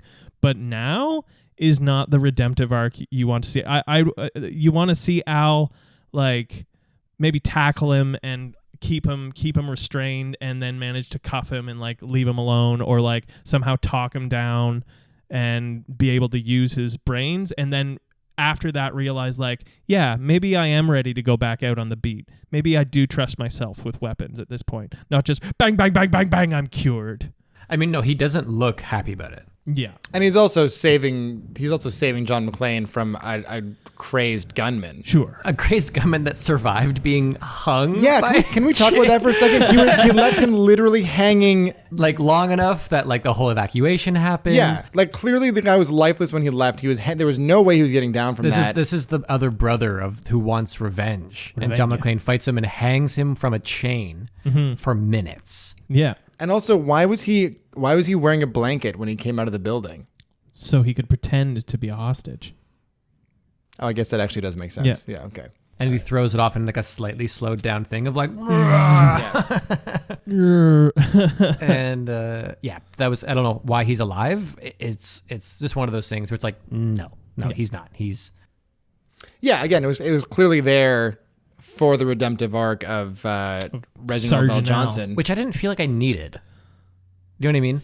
Yeah. The last minute of the movie is really weird. Is Yeah. how I'll put it. It is. It's like, it's really weird where like, one, it's a really great, like the movie ended with Hans Gruber falling out of the window, which is great. It's a great shot. That is a great shot. And it has, it's a real person falling out of that building. Oh, yeah. Yeah. what? Oh, I didn't see. That's got that wide shot of Yeah. Hans falling. That's got to be a real Oh, person. I don't remember the, Oh, yeah, But it pulls back I and you meant- watch him track. right. Yeah. I meant like Alan Rickman's face and his expression. Oh, yeah. Because That that's one slow of those motion shot Yeah, of- that's one yeah. of those stories where like the director didn't tell him when they were gonna do it, and like purposely surprised him. So that's Alan Rickman genuinely being like, oh, being like, fuck. Yeah, so it's a great expression. It's an iconic shot. And then everything after that gets a bit funny where like first of all, it's hilarious that Bruce Willis comes out with Holly and like they are clearly connected, but then the music really kicks in when John sees Al and like the crowd parts. Yeah. And it's like do do do do. They're in love. Oh yeah. And the papers, like the bail bond, or not the bail bonds, but the bonds or whatever, are like the money is still they're still falling. Like they've been falling for hours essentially. Like yeah, I was wondering where those are coming from. Because after a while, it didn't make any sense. They just kept coming. It's almost like you want them to get down there, and the papers was falling, and then Hans Gruber hits. Like it took him like that long as well. Like, and then so that happens, and then they're like right on, and then Argyle just drives out of the bottom in the limousine, and then they get in and they leave, and it's like no, like you can't go anywhere. No, like you have so much to talk to us about. Well, what happens, because the guy from the Breakfast Club, he barges through the crowd demanding a debrief, and then I forget what happens to him. John McClane just tells him to fuck off, essentially. Oh great, yeah, that tracks. I think that tracks. I forget where the line is where it's like you just got butt fucked on national television. Yeah. But it's like it's all very silly. Like I sometimes like like we've joked about having a YouTube page or whatever that's dedicated to like just like credits rolling in the wrong times of movies, and that's literally how this feels. It's like, and then he comes out, he sees his friend Argyle, pulls up, they kiss in the car, and they start driving down. It's like there's no traffic, can't get through here. Like I don't know. It's just, I think what I've learned about just movies in general, like pre-95, is that they don't know how to do endings. That's been an ongoing complaint of mine for most of these movies. Why is 95 the date you chose? Toy Story? Was that 95? Sure. I mean, maybe. Yeah. It's just like the time that I remember not having a problem with that issue. Okay. I don't know. It could be 2000. I just know that most of the classic movies that we've watched, they've either abruptly ended or ended with like a weird tie up. Yeah. And I'm like, why didn't you end this 5 minutes earlier, or give me like 20 more minutes of this movie to give me like a proper denouement? Yeah. Denouement. So that was me doing Alan Rickman in Die Hard. Did you like it? Yeah, it's really good. Denouement. That wasn't bad, right? What's the denouement of Skyscraper? It's literally the exact same as Die Hard. Yeah, it's the exact same ending. He sees the police officer through the crowd. Yep. And then he finds his wife, and then they walk off in slow motion. Beautiful. Yeah. And then some really inappropriate music plays. Not inappropriate like vulgar, but inappropriate like oddly placed music starts to play. It was the song they made for the film, I think. Oh, what was it called? I remember hearing the chorus. Skyscraper. Yeah, essentially. It was Frank Sinatra who did it, actually. Yeah. Do you mean the ending of Skyscraper where they land the helicopter that they're in a group, like in a mass group of pedestrians and reporters and emergency responders that have all gathered. They land the helicopter there and let these people get swarmed by them. That thing that happens? Totally. Fucking hell. Can we shit on Skyscraper now? Absolutely. Because I have to go to the bathroom real bad. Oh, bring the mic with you. Yeah. Wait, was that... Oh, you actually went to the bathroom. I thought this was like, I can't wait because I have to take a shit, so let's shit on this. It's not a number two. It's just a number one. It's just a number one. So I'll be back. So Sean, just drop the mic. Dude. Drop the Jesus mic. Christ. I'm taking a pee now. Drop it. No, I wanted it more like... I mean, if you're watching on YouTube, if this video keeps this time, you'll actually be able to see Sean head over to the anyway. Also, if you're watching on YouTube at this point, what are you doing? Yeah, like what are you doing? Come on, like you need to. Come on. Well, I guess it is COVID though, so people need stuff to entertain themselves. And thanks for choosing us. Yeah, honestly though, thank you. I'm gonna take this little moment and just say, if you are somehow, I'm gonna look actually to the camera. If you're actually watching or listening to this at all, like first of all, thank you. We've done this. We have 10 episodes up now. This is gonna be the 11th. Yeah. Which is stupid. We started doing this during COVID. Because we missed each other, I think, mainly. And it was a joke that it was an idea that we had joked about before. So if you're watching it and you actually don't know who we are at all, like wow, like that's actually incredible, and it actually makes us feel really great, even if it's just a couple people. And if you feel like sharing it with anyone you think might also enjoy it, it really would mean a lot. We don't make any money off this. We probably never will, and we actually don't care. So, yeah, thanks. Thank you. So I parrot everything that Jack just said. I mean, but I will say I would probably like to make a little bit of money off this. It'd be nice someday. if we made like 50 cents a show. That would be great. That would like 50 cents each. Yeah, or I haven't 50 held cents a quarter in a long time, so That's that'd be true. great. If we made 50 cents a show each, we'd have to. It's like almost $3.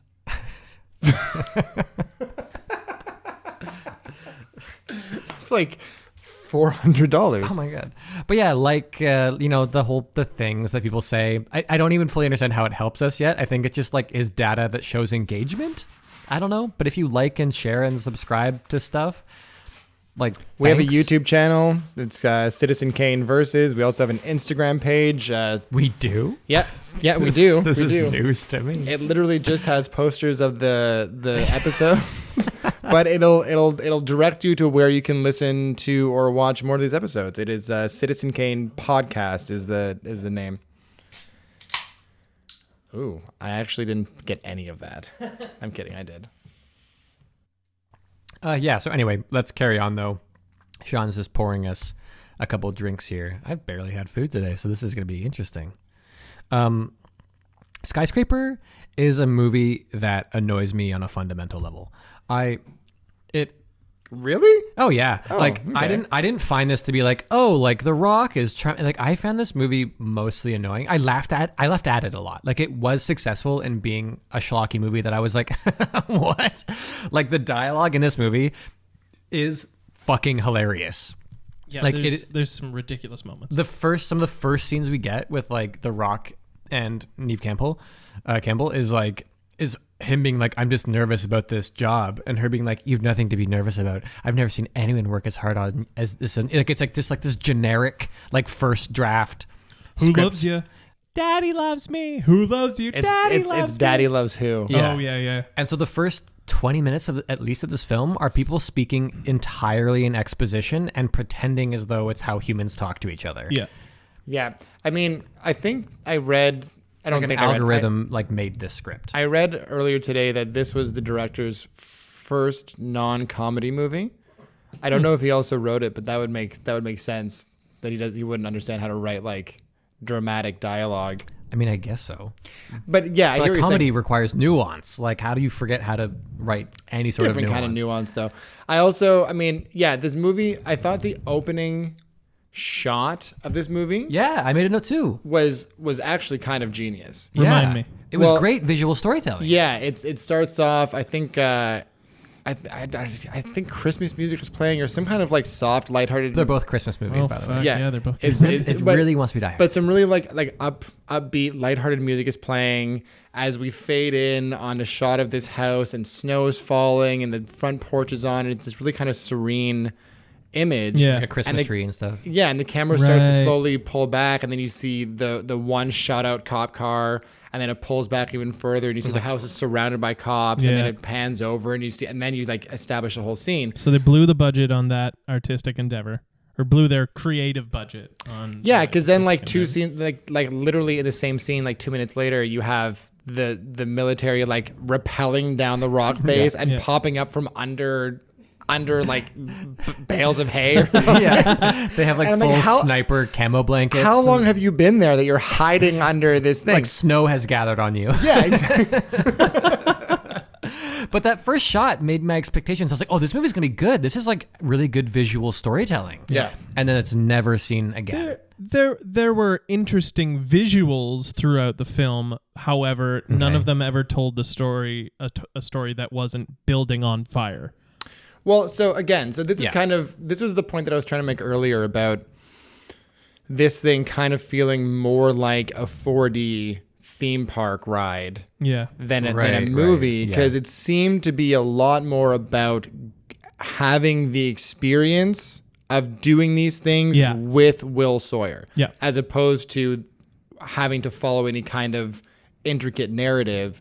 It was just about like there's a lot of just straight up POV shots where the camera is just the Rock's eyes, And it's a lot of like looking down and experiencing the vertigo and just watching him scale these buildings. And you know what I mean? So it felt a lot more about like it was about creating the experience of the heights and the danger. It worked. Some at of the those climax vertigo of the film, I was sitting on the couch watching it with my parents, and my heart was racing because of like the shots they were using and the suspense that they legitimately built up throughout the film. Marisa was like losing her mind the entire time. And I actually thought about you for a lot of it because I know you have a thing with heights, right? No, is that you? No, I have the thing for heights. You have a thing with heights. This movie was hard okay to with watch it. at certain points. Well, yeah. Well, like Miranda was like almost like screaming during the monkey bars sequence, I'll call it, where he has to navigate across to a different part of the crane or whatever, and he does like monkey bars along the bottom of it. Awful to watch. And it made me so uncomfortable. It makes but you also wanna, completely fucking bananas. Yeah. Like everything he does in this movie is so absurd. That's after he's climbed up 90 plus stories worth of crane scaffolding. Yeah. Well, no, because he gets to the top of the building first and then climbs the crane, right? The crane isn't on the ground. He doesn't climb 90 But he's taking stories. the stairs to get them, isn't he? No, he climbs up the fucking scaffolding. He's on the outside of Right, it. right. He But can't it's take the elevator. But it's not 90 stories. Yeah, it is. No, because the base of the crane is not on the ground. He does climb up because the guards take the elevator up, and I think he takes stairs up to where the crane is starting, and then he goes the rest of the way. The crane is still super So high. he only runs up 70 flights of stairs, and then he then climbs 20 flights of stairs. Okay. Or of scaffolding. Okay. all with a prosthetic leg Yeah. And that's that. and a fear of heights, which I thought was an interesting touch. I do feel like this movie like conned me a little because every scene is a new obstacle, and I've spoken about how much I enjoy good obstacles and frequent obstacles in films, but this one was always just like, okay, The Rock fought off the bad guy. What's the next thing we get him to overcome with his upper body? Some platforming. Oh, platform. Yeah. Okay, so and then every scene is some new thing. By the end, like, I'd give up.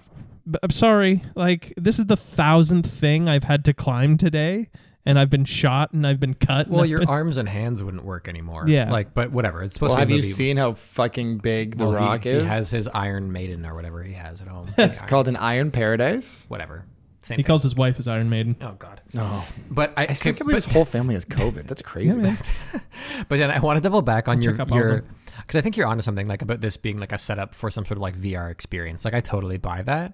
But I just want you to explain then, how do you explain the fact that this movie also has a separate audience built into it that is reacting to the movie that we're also watching and telling us how we're supposed to be feeling about different moments? Do you mean the entire Chinese crowd watching him on the news? Hey, there's some white people in there too, but yeah. There was actually. I noticed that this morning when I watched it. They There made was- sure to highlight them. But like, it's so funny to have a movie that they have an audience in it, like for the entire movie. Like they don't show up for a later part. They're there for like the majority of the film.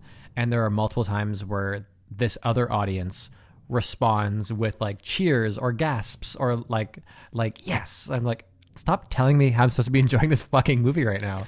Although, yeah, I agree with you. Although there was that one funny bit moment where the cop is watching him on the news and he's just like he gets into the building from the crane and he's just like, yes. I thought it was good. So The Rock and his family are healthy now. The kid, they all got it. The kids bounced back fine. He and his wife had it bad, he says, but they're healthy again. That's So good. That's good to know. The Rock, probably the healthiest person on the planet right now. No. You know what steroids do to you? That's fucking true, isn't it? I do. Do we know for sure The Rock is on steroids? I mean, it's possible that he's not. Is it actually possible he's not? Because he's a freakishly large man. I mean, but his body doesn't look like it's happy with him. it doesn't look like it's I happening. wouldn't say so. So is that an argument for or against steroids? What? How do I answer that? I don't know. I think he's on steroids. You think he's on steroids? Yeah. Well, he's very veiny. There's no laws against acting on steroids. It's performance enhancing. Oh, my. It doesn't show though. I'm surprised that you guys thought that he was like more vulnerable. He had moments like, but I think he was better than Hobbs and Shaw. Yeah, Oh. like we're talking. Sure. we're talking more he vulnerable. acted concerned. Yes.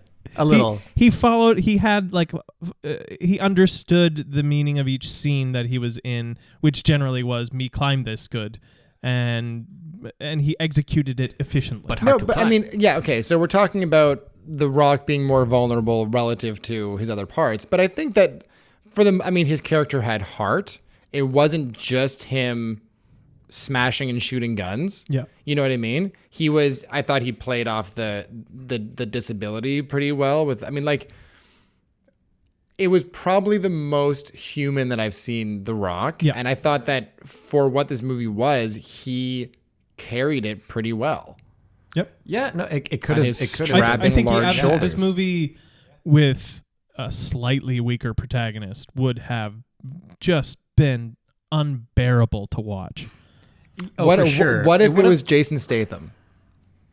Nah, like we've this had movie? that for this movie. Nah, What if it was Vin Diesel?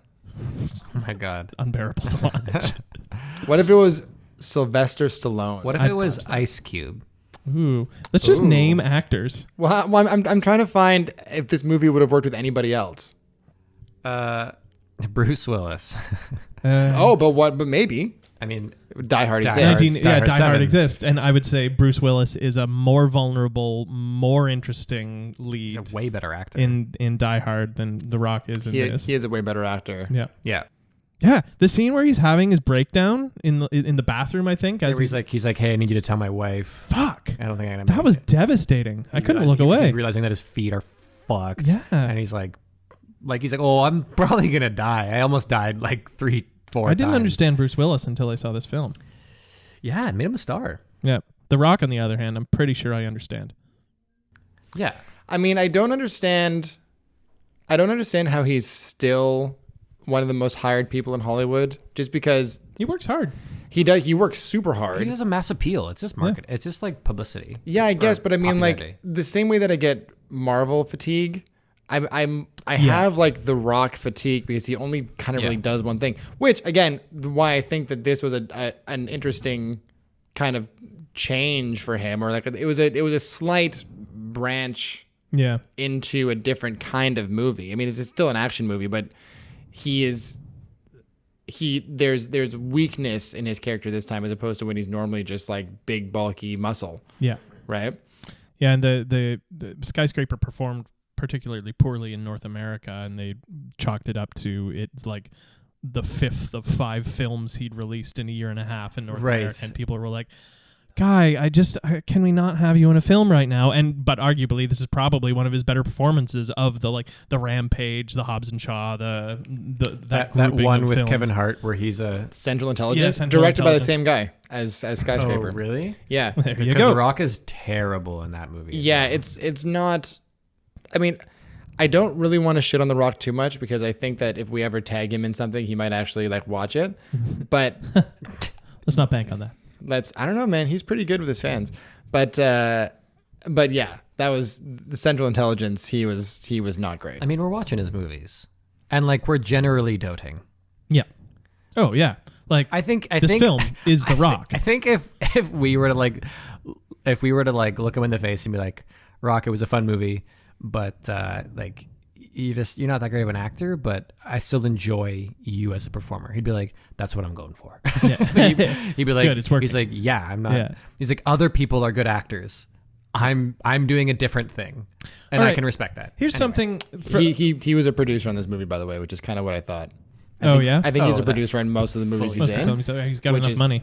Well, that's the thing. Yeah. I think that's why he's pumping out so many movies now, Yeah. is that he's producing a lot of them himself, right? And he's guaranteeing his kids are gonna live free on everything for the rest of their life. I mean, he's a good dad. Is that good? Anyway, Yeah. One thing I wanted to talk to you guys about about how because China is destroying. Yeah, No, talk no, to me about the I Chinese did- government's I did my- influence I on did my cinema, episode. Sean. What do you think about them being in Hong Kong, Sean? Except that The Rock I is do learning, have- and The Rock is learning Mandarin to speak. I do have my one reminder the that leader of Hong the Kong company. is fighting for autonomy right now. Let's see what this film does.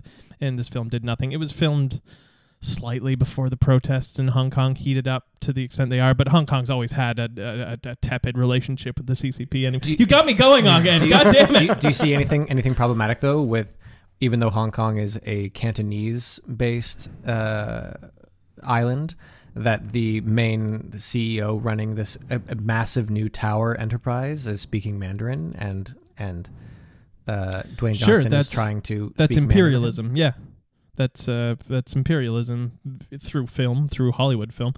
And what's your commentary on the Snidely Whiplash British character again, just like wringing his hands, being like, "Perhaps we should go to the helicopter." Well, we can all hate a Snidely Whiplash Englishman. Yeah. I mean, every country in the world has a reason to hate the English. So he is unceremoniously thrown into a pit of fire, Yeah. and they don't even show it because they're trying to be PG. So he just like gets thrown off of it and then downwards, and then like the camera doesn't follow him downwards. Yeah, I was craving for them to make a bit more of a meal of that scene. He just kind of like body chucks him into a fire, like off camera, and then they move like, on. yeah, he's gone. But like the whole thing of how that. So I'm like, is this movie supposed to be like pro Hong Kong? Is it pro like Hong Kong could be great if you just got rid of those British people and let the really cool Chinese guy come in, mainlander come in and build this? Wasn't the head of the investor in the building, or the owner of the building? His name is Zhang, right? Mr. Zhang. Zhang, yeah. That's also his character's name in Batman in Dark Knight. Oh shit! So I'm hypothesizing that this is the same character. It's Star Wars. That it's all Star Wars. Yeah. And Batman is Darth Vader. But I'm going to connect these films. I'm going to say this is the same Zhang. He had he went to prison for a bit for money laundering, fraud, that kind of stuff, and now he's investing his So at the end of the movie, when they're like, what are you going to do after his building is on fire? It's been proven that 90 floors have combusted. Yeah, billions, trillions of dollars gone. What are you going to do? Rebuild. Fuck you, film. Fuck you. I know the film wasn't, I thought the film was going to go in a direction of like, yeah, watch the levels on me. It's too late. You just blew up my speaker. I thought at the beginning the film was going to do a Jurassic Park kind of thing where it talks about like the hubris of man trying to build into the sky forever, and why will we never learn that we cannot achieve the things that we're focusing on in that direction without consequences. But it didn't go that way. It was like, no, the Rock's family is in trouble. Let's focus on the Rock's family. But that at the end just drove me mad. Yeah. Again, this whole screenplay reads as a first draft. Yeah. It's yes. Daniel. Dan. I was just going to riff off that and talk about the holodeck in the baseball that is set up as like the big climactic device of this film that makes zero fucking sense. Zero sense. Yeah. And literally the entire resolution of this movie is based around it. Yeah, as soon as you get introduced to that space, I was like, oh, the final fight's going to happen here. Yeah. My mom said the same thing, I think. Yeah. She's like, I think we'll see this later. Yeah, this is going to be the final fight. But also, what other purpose does a fucking digital funhouse have in this? Like, I didn't understand what it was supposed to do. It's an open air, or it's going to be closed. It's not done being built, but it's an open air invisible funhouse, isn't it? No. So No. So you're all closed in. So Zhang was his name? Yeah. Zhang brings the Rock, or I guess I should call him Will Sawyer, up into... You should not. Okay. So the guy from Batman brings the Rock up to what is essentially a holodeck from Star Trek that he has in like the central area of this gigantic baseball atop of the skyscraper. Yeah. And it's filled with like hundreds of thousands of super high definition screens, 8K cameras. and they're all, I guess the screens are on both sides of the material, so they can reflect what's happening outside of the dome as well. So Zhang brings Will Sawyer there to show him the view, because essentially what you can do is you can eliminate all the walls around you and look out to what is beneath you and around you outside without seeing any walls or ceilings. So it's like you're floating. They refer to it as it's like heaven up here. Yeah. That part was cool. You never see it again in the movie, so there's really no point to it. But the thing that they do bring back is when they first walk in, he brings up like, I don't know, 100 panels, like digital screen panels from the ground Yeah. that are essentially just funhouse mirrors. yeah. But they don't work the same way funhouse mirrors do because I can't even talk about them with any kind of logic because it didn't make any Doesn't sense. make any sense. So that it doesn't. It's supposed to be a funhouse situation where you can't tell where the person actually is. Like, am I looking at you or like a really realistic, like projection on this panel? Yeah. Essentially, the Jurassic director, Park scene. Yeah, Jurassic Park scene, or someone saw John Wick 2 and was like, "That was a cool ending." Oh, the influence that John Wick had on this movie was so fucking evident from just like there were so many shots where I watched it and I was like, oh, this is. Never put that together, but yeah. The director definitely watched John Wick before he Absolutely. shot this movie. Yeah. And I want to say, speaking sort of the action of it, speaking of John Wick, the fight, the found weapon fight between The Rock and his friend in their apartment, wherever they are. This is also hilarious. I wanted to talk to you about this fight actually. Yeah. Okay. I'm just going to walk us there with a point that I find is very funny.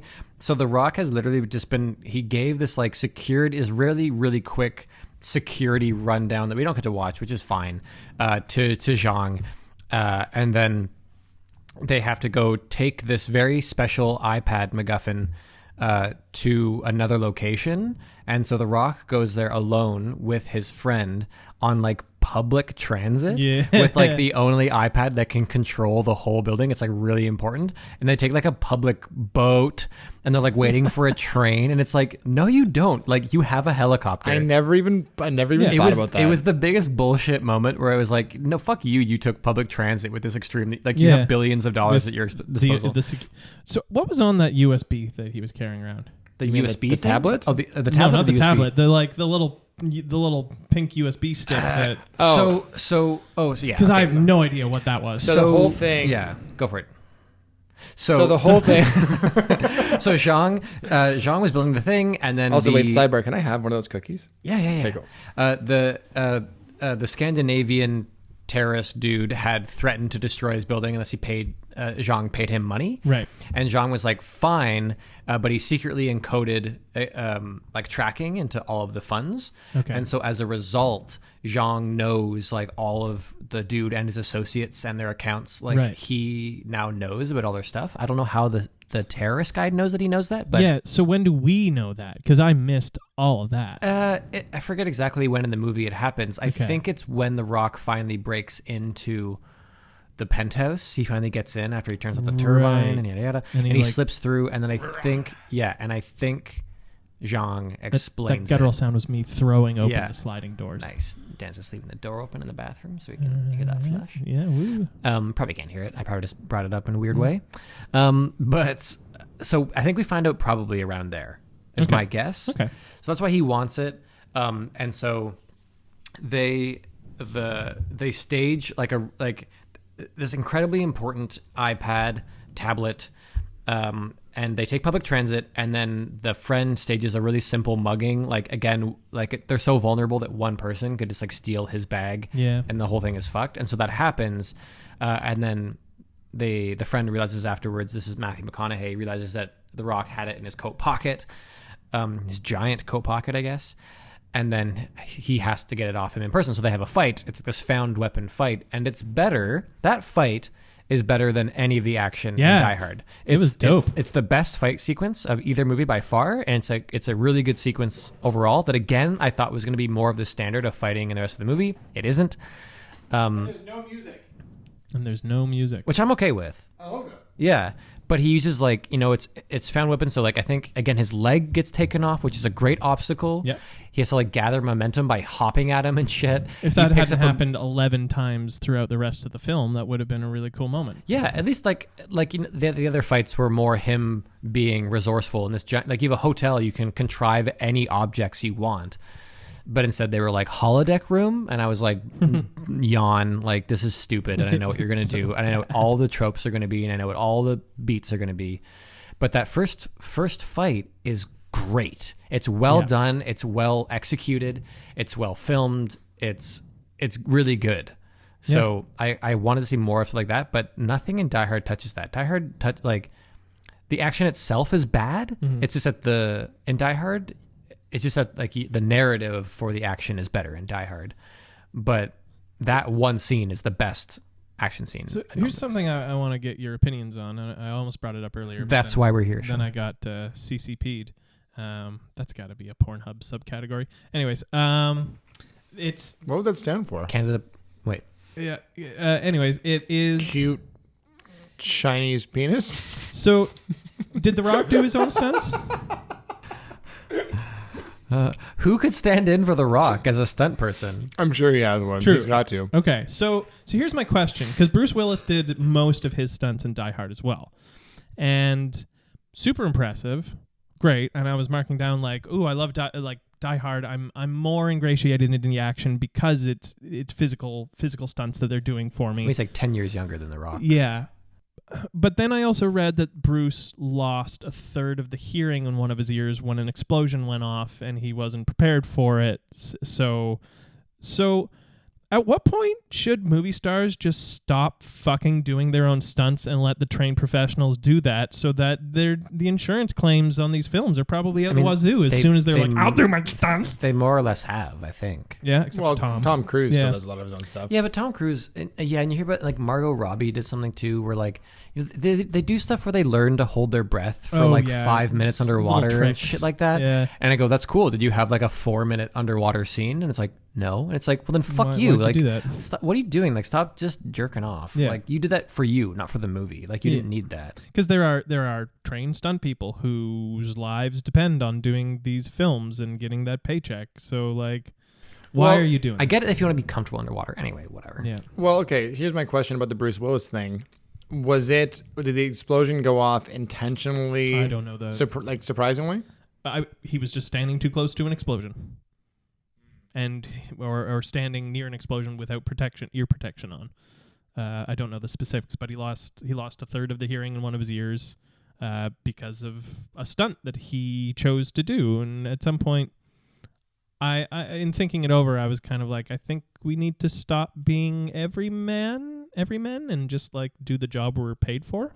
Yeah, but I think that is essentially the industry standard. I don't think most film sets will let you do your own. Keanu does his own stuff, but Keanu's been doing his own stuff for a long time. Yeah. Well, Keanu doesn't really do a lot of stuff that's going to put himself in immediate danger. His is more like hand-to-hand martial arts stuff, and he's a black belt in a couple of different disciplines, right? Yeah, and he does some of his own stunt driving, but not all of it. Right. Like, it's one of those things, like, he knows when to tap out and be like, oh, I don't do this. I don't want to do that. I'm not jumping out of that building. I'm 55. Are Like, people still jumping out of buildings at this point, or is that just CGI'd now? I hope so. It's dope.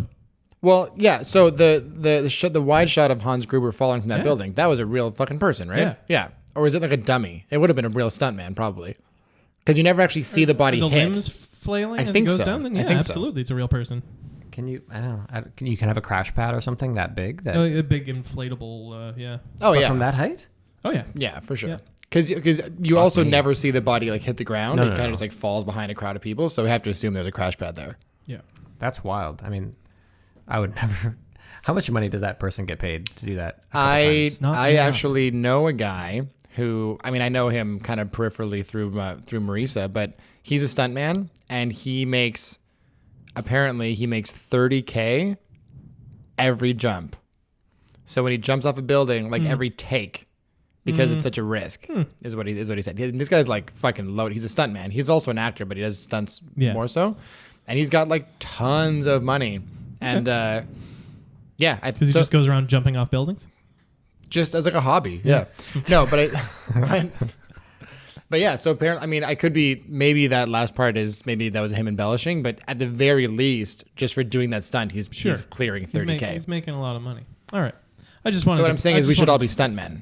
Yes. We should be stuntmen who have a podcast. I will jump out that window right now. No. Nev Campbell, she was great. It's Neve. I think it's pronounced Neve Campbell. I think it's Nivy. Yeah. I think it's Naomi. Yeah, she's fine. It's Though Naomi Campbell. Her again. How she's written into the movie is pretty stupid. The whole second half where she's with the police continuously. Literally wearing a police uniform. Wearing a police uniform, and like she's the one who tells them, she's like, I think they're gonna land, they're gonna skydive and glide to this area, take me there. And then they go and it's like, well, we could send people. We have people that work for us. Like he's like, I feel like the chief should have been like, no, I'm not going. I'll send someone else. Yeah. And you're not going. Like you need to look after your kid. And then they Bring go me with you. and then they fucking bring her. Yeah. They bring her. And then she saves the chief. Yep. From that other bad. There are 9 bad guys in this film. Yes. At least. Yes. And there are 9 bad guys in Die Hard, but there's a hierarchy. Isn't there 12 in Die Hard? There's a ton. Yeah. But there's a hierarchy, and you always know Hans Gruber is top dog, and then the mean brother is next top dog, and then it all kind of like filters down from there. In this, it was like a snake of top dogs. They were all kind of like on the same horizontal ladder in this criminal syndicate. I like criminal. Criminal syndicate. But Neve, so this was a funny thing too. Miranda's been learning a bit about this recently because she's doing, she's studying for like massage therapy and all that. That like there's a lot of talks about like client relations and stuff. You know what I mean? Like the conduct. Like technically, she can't give me a massage once she's registered, like officially, because we are in a relationship, and like that's conflict of interest. Like you just there's just like no black and it's like it's black and white. There's no gray area with that, and so. The Rock, I don't know his wife's name, what Neve Campbell's, or Nev, whatever. I don't know what her character's name is. I don't remember. But she like hooks up with someone who came in like on her operating table. Yeah. I don't think you can do that. You can't fight love. I mean, you can lose your license. I mean, she's not working as a medic anymore at the time, so I guess that would be fine. If as long as you've resigned your license, it doesn't matter. But Yeah, I actually don't know what the rule on that is, because there's been a couple of different. I've seen it in a few different movies where a doctor and patient end up married. it's like very not okay. I'm pretty sure. It's like because the person is very vulnerable and like is emotionally attached to you for like maybe saving their life, like The Rock was.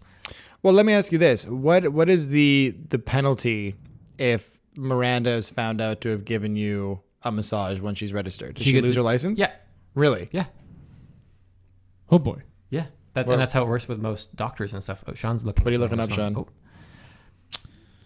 How do you pronounce like it? you can, Is like it- if you're a psychiatrist or any whatever, like any like a lot of different fields, it's like especially nowadays, it's totally black and white. It's like you cannot have, even if it's like you were married to them before you got your license, for example. It's like doesn't matter. You can no longer treat them, or you lose your license because you have sexual relations with them. This is for the RMT, or this is any medical profession? Like anything, because RMT even straddles that. Wait, so you're telling me that if a doctor is married to someone before getting their license, their medical license, they can no longer treat that person as a patient? I'm pretty sure, yeah.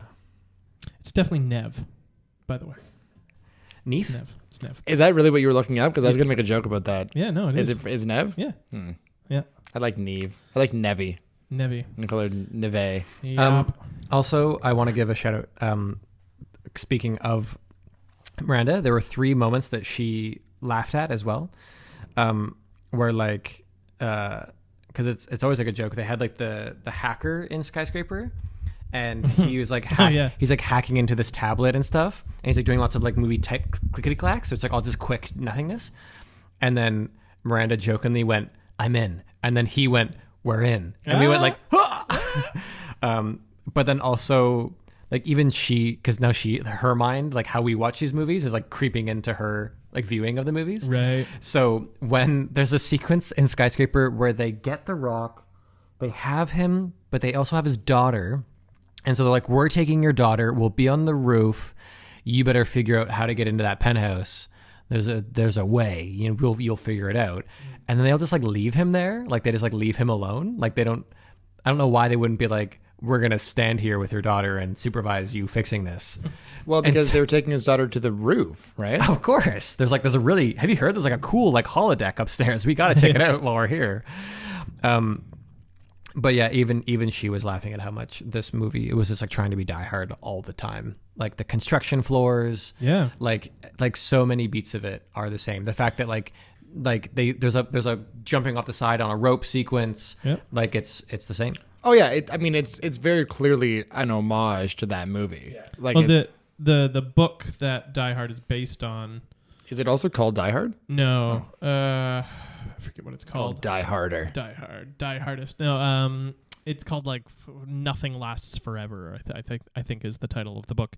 But the main character is John Leland. Terrible name. That's awful. And Whoever wrote that book, fuck you. John dreadful. Grisham, kill yourself. And he's a security consultant in the book, so they changed that for Die Hard, but they took that for Skyscraper. And it's his daughter, not his wife, that he's there to visit in the plaza.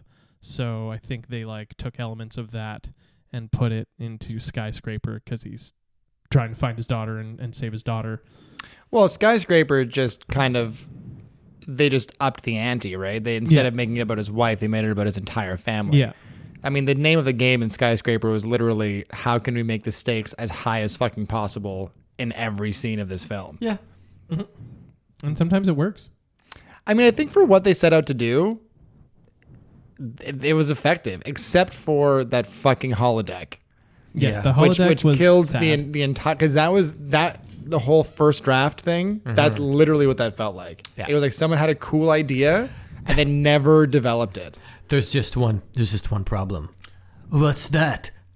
I'm behind you. What? Like, that doesn't make any sense. He's looking into his fucking eyes. How would he get that angle Yeah, right? no, none of that made sense. The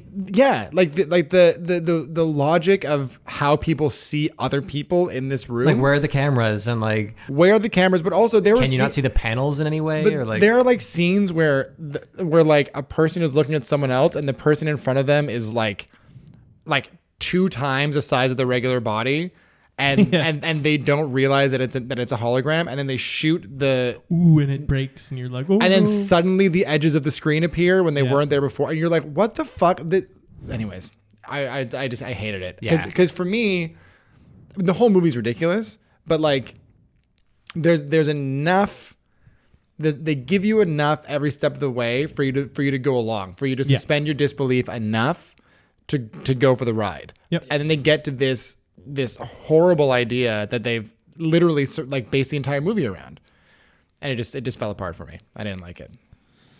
Yeah, it was a weak film. I don't know if it was a weak film. It was a weak ending. It was a weak ending. But I mean, again, if the point of the movie, and this is my argument, if the point of the movie is more to just put you in the shoes of this guy, and literally just see the experience through his eyes, as opposed to a movie. Sure, there's different kinds of movies, but as opposed to like following a narrative, and you're sitting there having like rolling panic attacks as you watch the film, I would say it achieved what it set out to do. Yeah. I would say it's a shallow movie. For sure. That I want to argue. That achieved its shallow goals. How do you feel about James Cameron's films, John? They're deeper than this one. Well, we're already on track to be like this for this to be like our longest fucking episode ever. Fuck.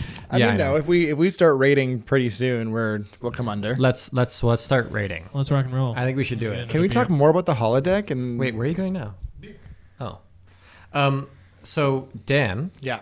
I'll describe this rating system as quickly as I can. I'm so bad at it. I forgot how this thing works. I know. I should really write all of this down, and I really refuse to.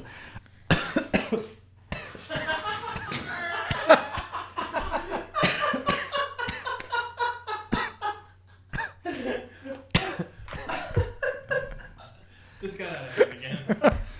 So anyway, I like it. This is why our listens are doubling every week. Because of the bullshit? Yeah. Right. Okay. Because people like our personalities, Sean. Yeah, that's something. So this podcast is brought to you by beer. So the rating system, we have 5 categories: looks good, sounds good, acting good, story good, rewatchability. No qualifiers this week. I was about to say, would you rather, but it's actually if you had to. It's like if you had to, which one would you watch again? Maybe again, I will qualify it. It's like, which one did you like genuinely enjoy more? So there are those 5 categories. But okay. Let's clarify that for a second, because does it have to be which one did you genuinely enjoy more? Because I've had times where there's a movie that I clearly enjoyed more, but would be hesitant to watch a second time. Yeah, it's like an amalgamation. It's like an amalgamation of these points. An amalgamation. An amalgamation. Criminally or whatever. We're not professional radio hosts here. Sean's like, I remember when this podcast had integrity. Where the, No, we never where had the integrity. fuck are We we did. now? Anyway, just to finish my point, though. Oh my God, there are 5 categories. You got to do some editing in this part. No, keep it in, baby. No, it all stays, bro. They know that we're drinking beer. So there are those 5 categories. Whichever movie gets the majority of categories is declared the Citizen Kane of the week. So looks good. Die Hard looks good. Skyscraper has more modern graphics and CGI. What do we think? Was that your opinion or was that your setup? I wasn't sure. As me setting it up, being like, those seem to be the more obvious points to it. Like Die Hard has better use of camera to make us to tell story, I would say. But like, does it? Small ways. Die Hard, and this is just a product of. What's your take on that beer there, Jack? There's like a hint of, we need to finish this podcast. Keep saying your thing. I was hoping you'd slurp into the microphone. No. Say your words. Okay, so Die Hard, and again, this is a product of a movie being shot in the 80s on film when you didn't have the same ability to shoot as much coverage and as interesting angles. It has more like perfunctory framing and cinematography. Right? Like except for the shot in the vent and maybe a couple of the like the big kind of action shots of him flying off the side of the building and stuff. I can't really think of a lot of moments where I was floored by the cinematography. It was a lot more like, we're going to use the camera to help point at the thing it needs to be pointed at so we can tell the story, but nothing that was like visually stellar, in my opinion. I think a lot of that has to do with that's kind of just a trend of action movies of the time in the 80s. It had a very 80s feel to it. But also, you have to be more sparing with how much you shoot and what you shoot because you're shooting on film. What's the other movie? Skyscraper. I'm sober, by the way. Skyscraper had some horrendous CGI. Dreadful CGI at times. Yeah. But there are far more memorable visual moments for me. Such as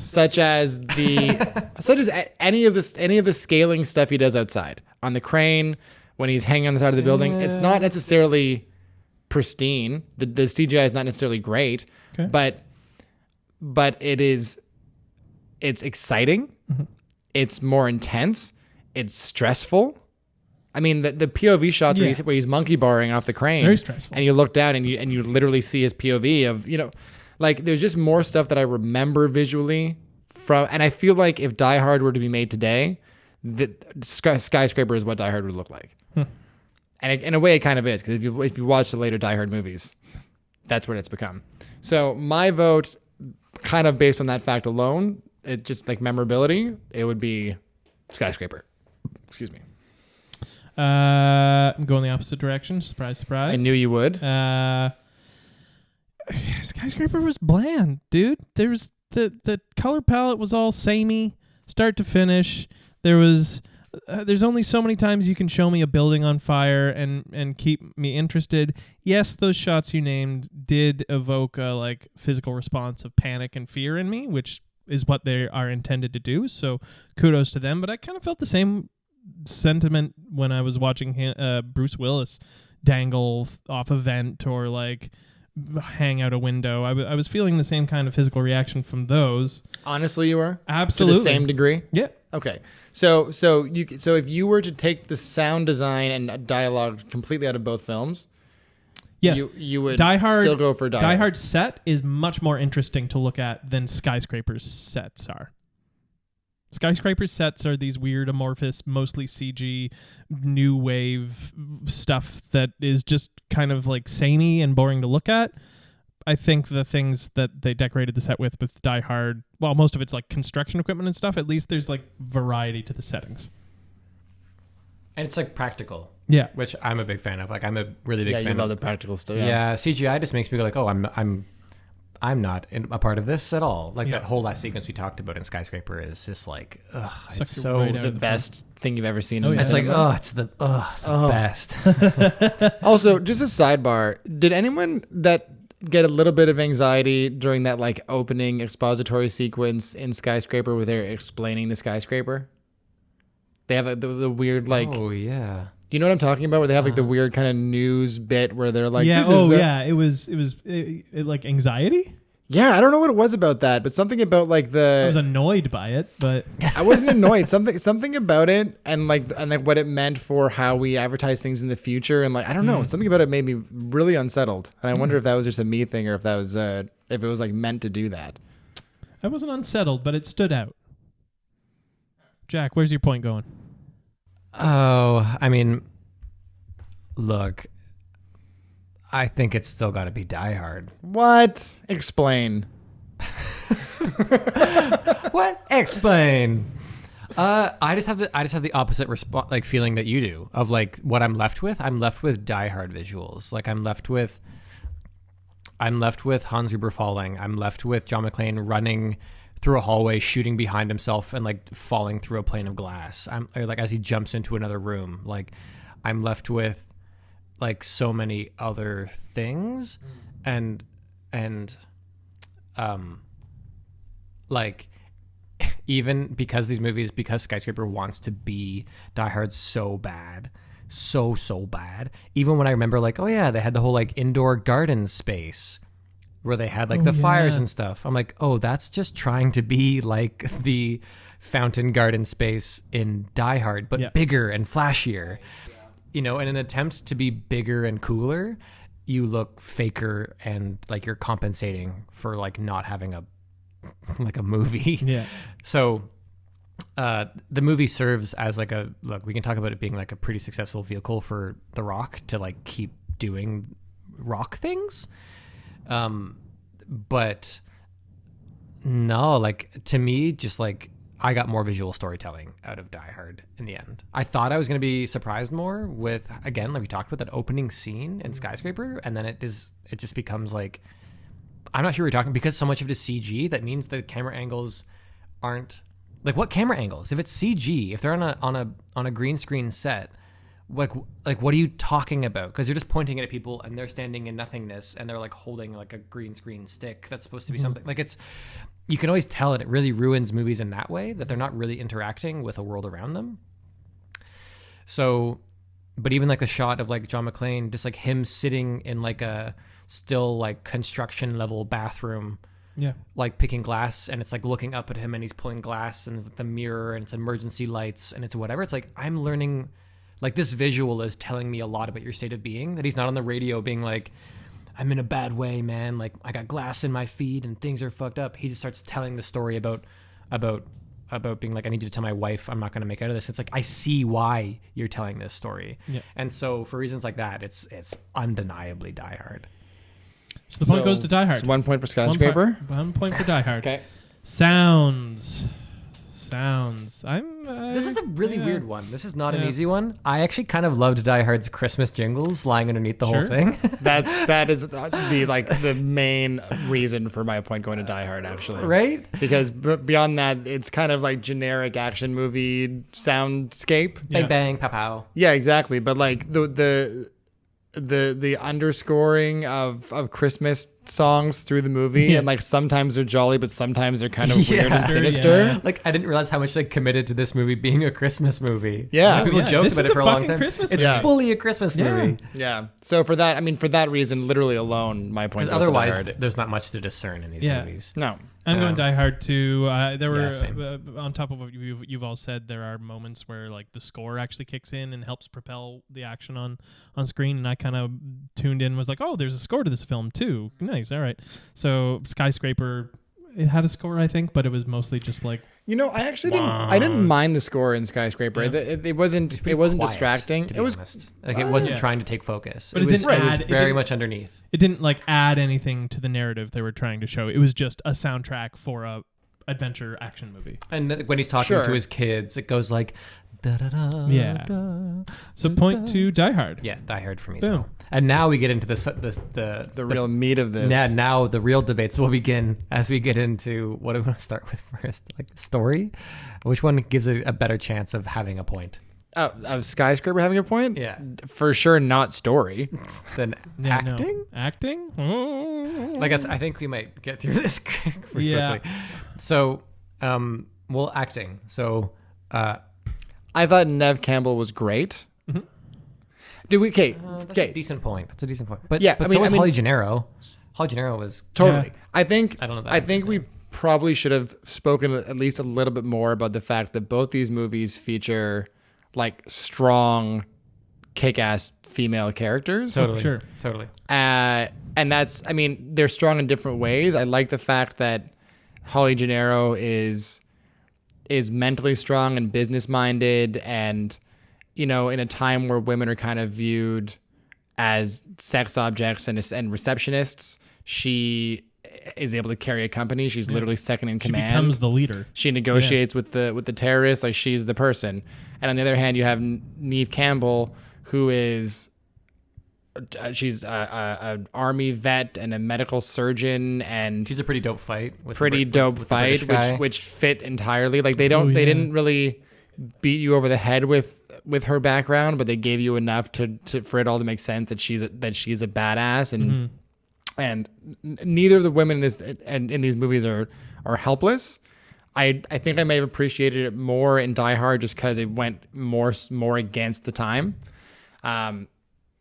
This has nothing to do with my scores of anything. I just wanted to kind of give it attention because I thought that it was valuable in both movies. Yeah, they're strong parts of both these films. Is the female the wife roles for in quotations. Yeah. Well, yeah, like it's nice that the wives are equal characters in the movie. They aren't subordinates. They aren't housewives. They aren't weaker than.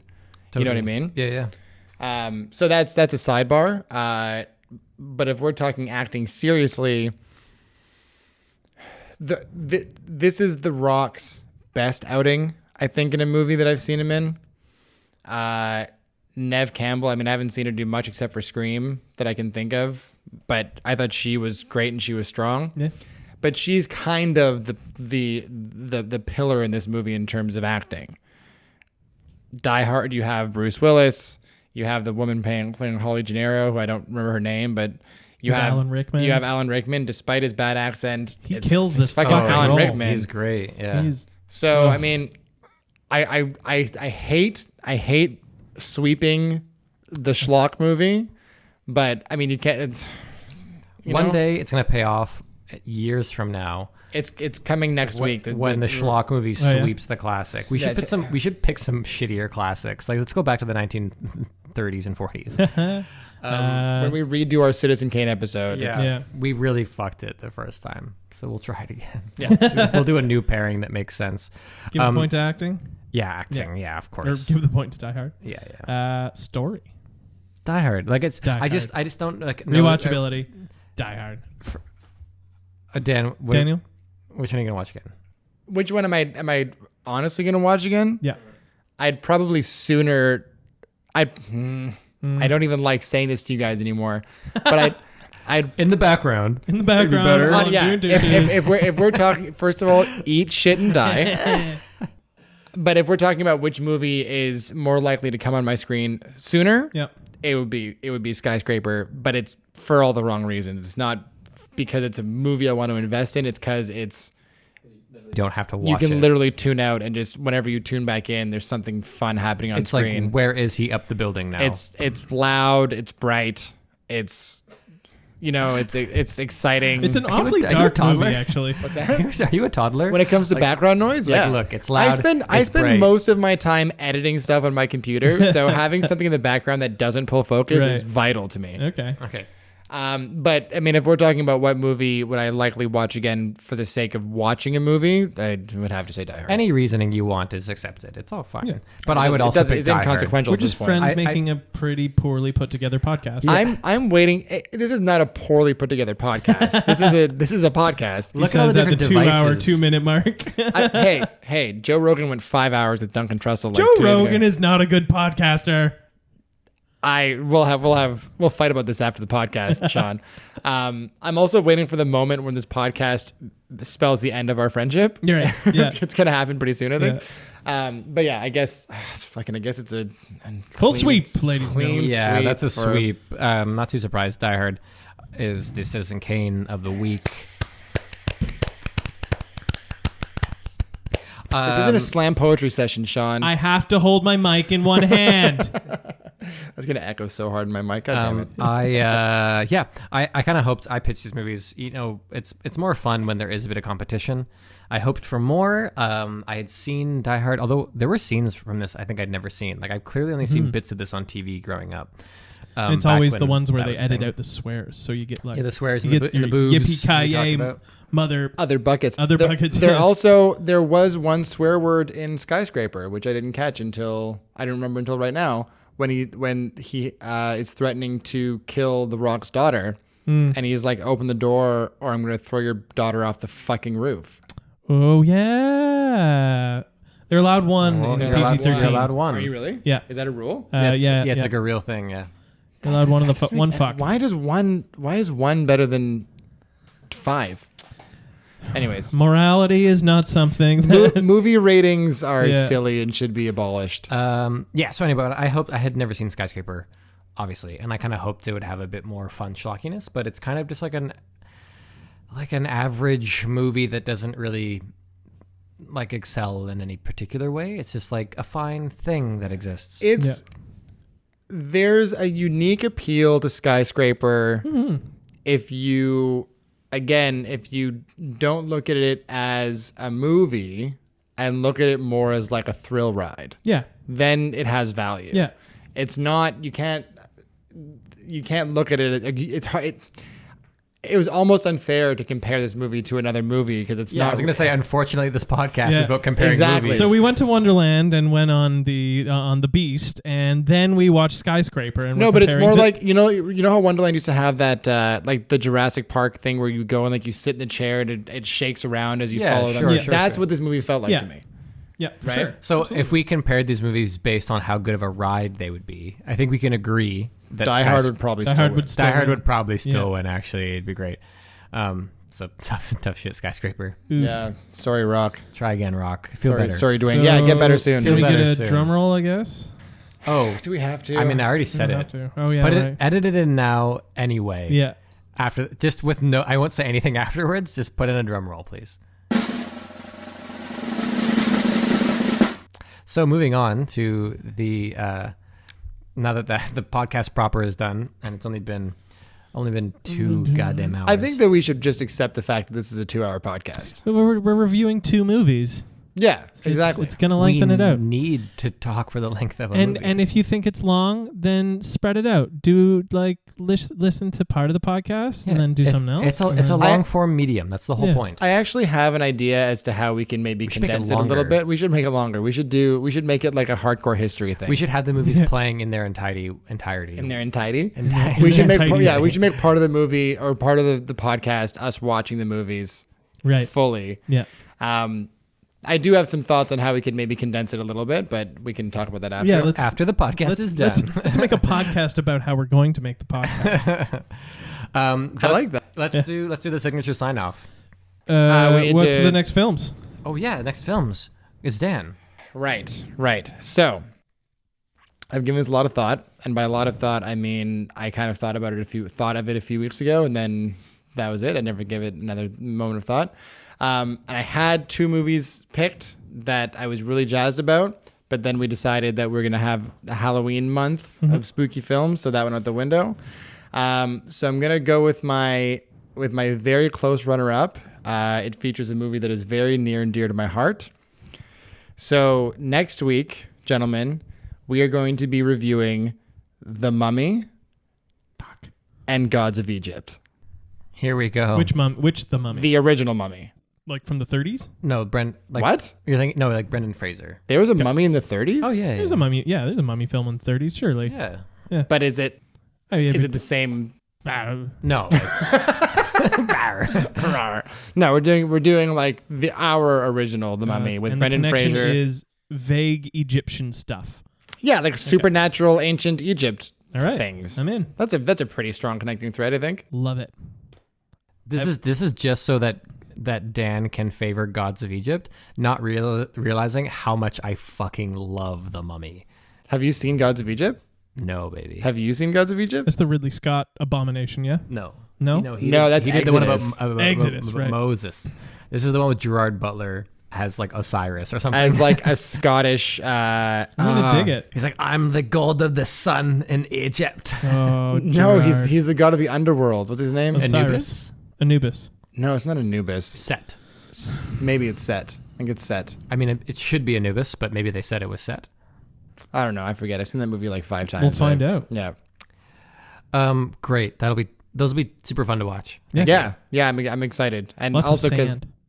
less than you'd think in Gods of Egypt. So yeah. So If you're one of our 3 weekly listeners now, those are your movies. Be sure to watch. It makes the podcast more enjoyable, I'm sure. Otherwise, you're definitely not listening to this. I mean, I think most people have probably seen The Mummy. yeah. I mean, yeah, probably. I forget so much of it though, so this will be a little recap. If you have for me. movie suggestions, you can email us at citizencanevs@gmail.com. Yeah. We're open to We should. outside influences. Has anyone checked that Gmail in a while? I could check it every week. I get notifications when stuff comes up. I think that's actually we should definitely encourage people to suggest movies. I would love to do like one a month. That in a my fan ideal suggestion? world, if we where can we get have one that a many month, people. I'd be we're for sure That'd be doing good. it. 4 weeks in a month, we each do one, and then we do a fan suggested one. Yeah. Not bad. All right. All we Citizen need now Kane are VS. fans. CitizenCaneVS@gmail.com. Send us your suggestions, Or if you're watching on YouTube, you can leave a suggestion in the comment section. Yeah. and I'll fight you there. And if you're especially watching on YouTube, we're gonna go into our Thanos teasers. Be sure to like leave your own because it can Yeah. be fun. Like, and we'll read them, and if they're good, we'll share them, or someone else will just read them, or maybe no one will read them because it's the Smash that internet bell. and there's a lot of. What Make are that- the Thanos teasers, Jack? Ooh, I would love to give a prolonged explanation as to what they are. Again, I should write this down at some point. Yeah, this is I'm going to more fun. simplify it this week. If you don't know, then just like listen to me ramble in a previous episode. It's essentially we do Thanos teasers like they did for Marvel, but for the movies that we watched this week. That's it. That's all I'm going to say. As though they're setting up the arrival of Thanos or like anything about Thanos. It's random. I rambled still. Fuck. That's fine. Yeah, these trailers are no longer about Thanos playing any particular role in the story. I never really wanted them to. I just had No. the idea of like what would. It's not about trying to make the movie fit into the MCU. It's wondering how you tease Thanos in the context of the movie you just watched. Yeah, That's but the like- point. You don't even do that anymore. I never did from the beginning. There was, you know what? There was the one I remember the clearest. It wasn't on the podcast. It was when we went to go see Parasite together. Yeah.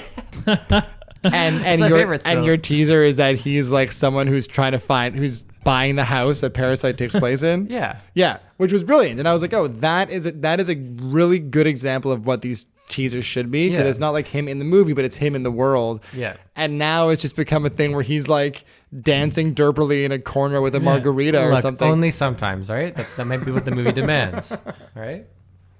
Fair. I'd like to talk Die Hard first. Go for it. Okay. So my pitch for Die Hard is based on the fact that they're both like brooding. Bruce Willis became a brooding bald man later, but they both kind of look similar. Like if like Bruce Willis could be Thanos. So my after credit scene is that we cut up on like a Halloween party. And it's like people like, it's like young, it's like university age. And they're all like doing like, they're in like cliched costumes dancing in like in a house.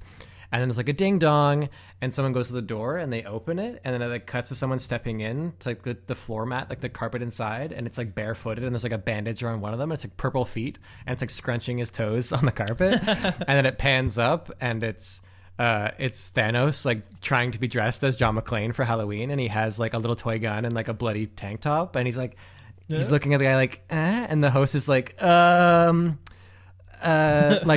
oh, like Brando, huh? Like Brando, right? Marlon Brando. And Thanos is like, oh, like I swear to God, I'm gonna kill half of you. Like I swear to God. And he's like really upset that he didn't get his costume. That's it. That's good. Yeah. Mine, Mine is less of a post-credit teaser and more of a like mid credit teaser. A mid-credit teaser. No, like take mid. It's just like in the credits. So Like Thanos bloopers for some reason. I thought about that, but no, it's actually just you see through the rear mirror or rear window of the car, John and Gina have their kiss. The car pulls away. The credits start rolling as I think it's Frank Sinatra. And what's the song? The weather outside, let it snow starts playing. Don't stop. New place to go. Stop. And then the camp.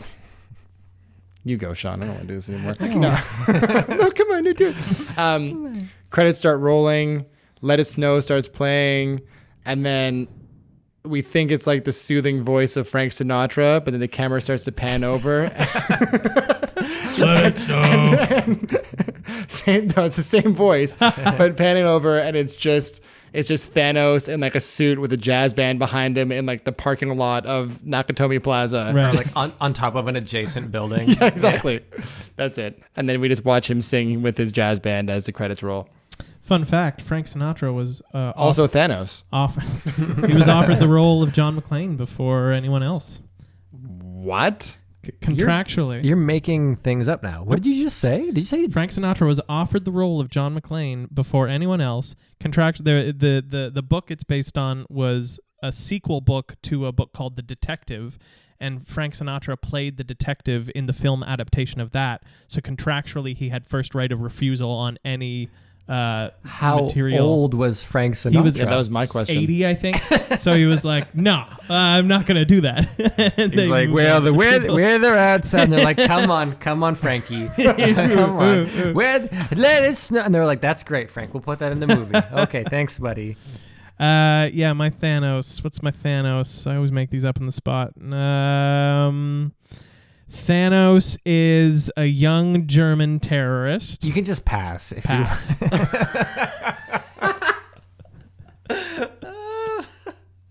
I mean, I like the idea of him with like a little blonde bowl cut, being like, "But how are we going to get back at those Americans? They think they can do this to us." Yeah.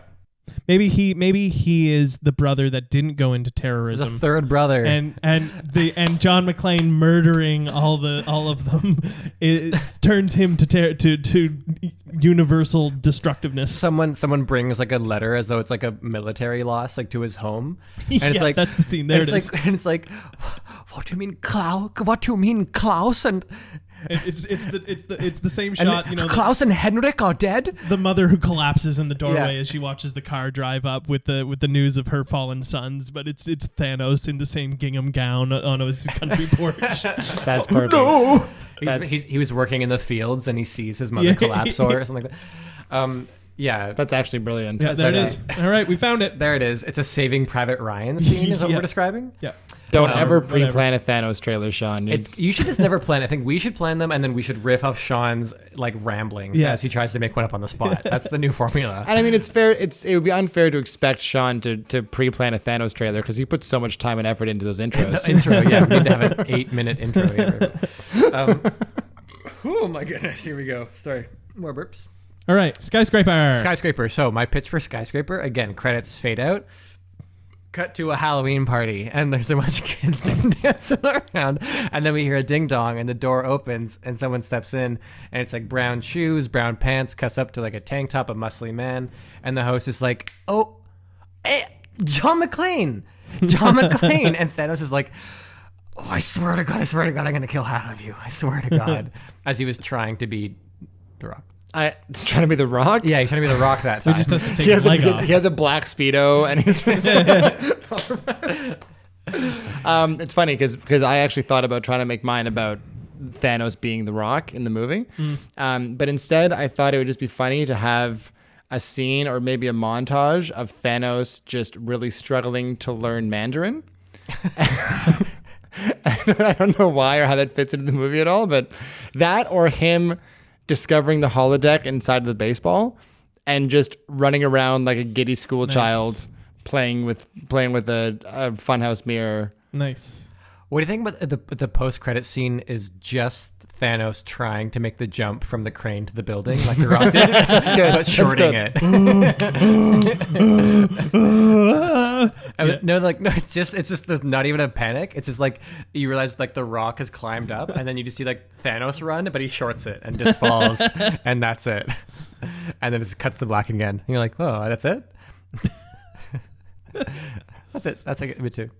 Love it. Or it's the baseball on top of the building, and it pans out, and the hand reaches down and picks it up, and that baseball is actually baseball-sized to Thanos. It's a Galactus. He crushes it, and there's a stone inside. Yeah. Fun stuff. What's yours, Sean? Pass. Oh, man. All right, mine is... My expectations are through the roof now. Mine is... There's a teaser trailer afterwards, and he's revealed as another bad guy that got lost in an elevator and's just been trapped in the building the whole time, and he's a very sweaty Thanos. Just a very... So your pitch for a post-credit trailer... Just elevator doors opening on a sweaty Thanos. Is a very sweaty Thanos. Yes. Well, great. We can end the podcast there. That's perfect. No need to riff on that. No, there's no need to riff on that. And I truly don't know what I would add to it. Well, thank you all for staying with us, those of you that have. Oh, boy. And...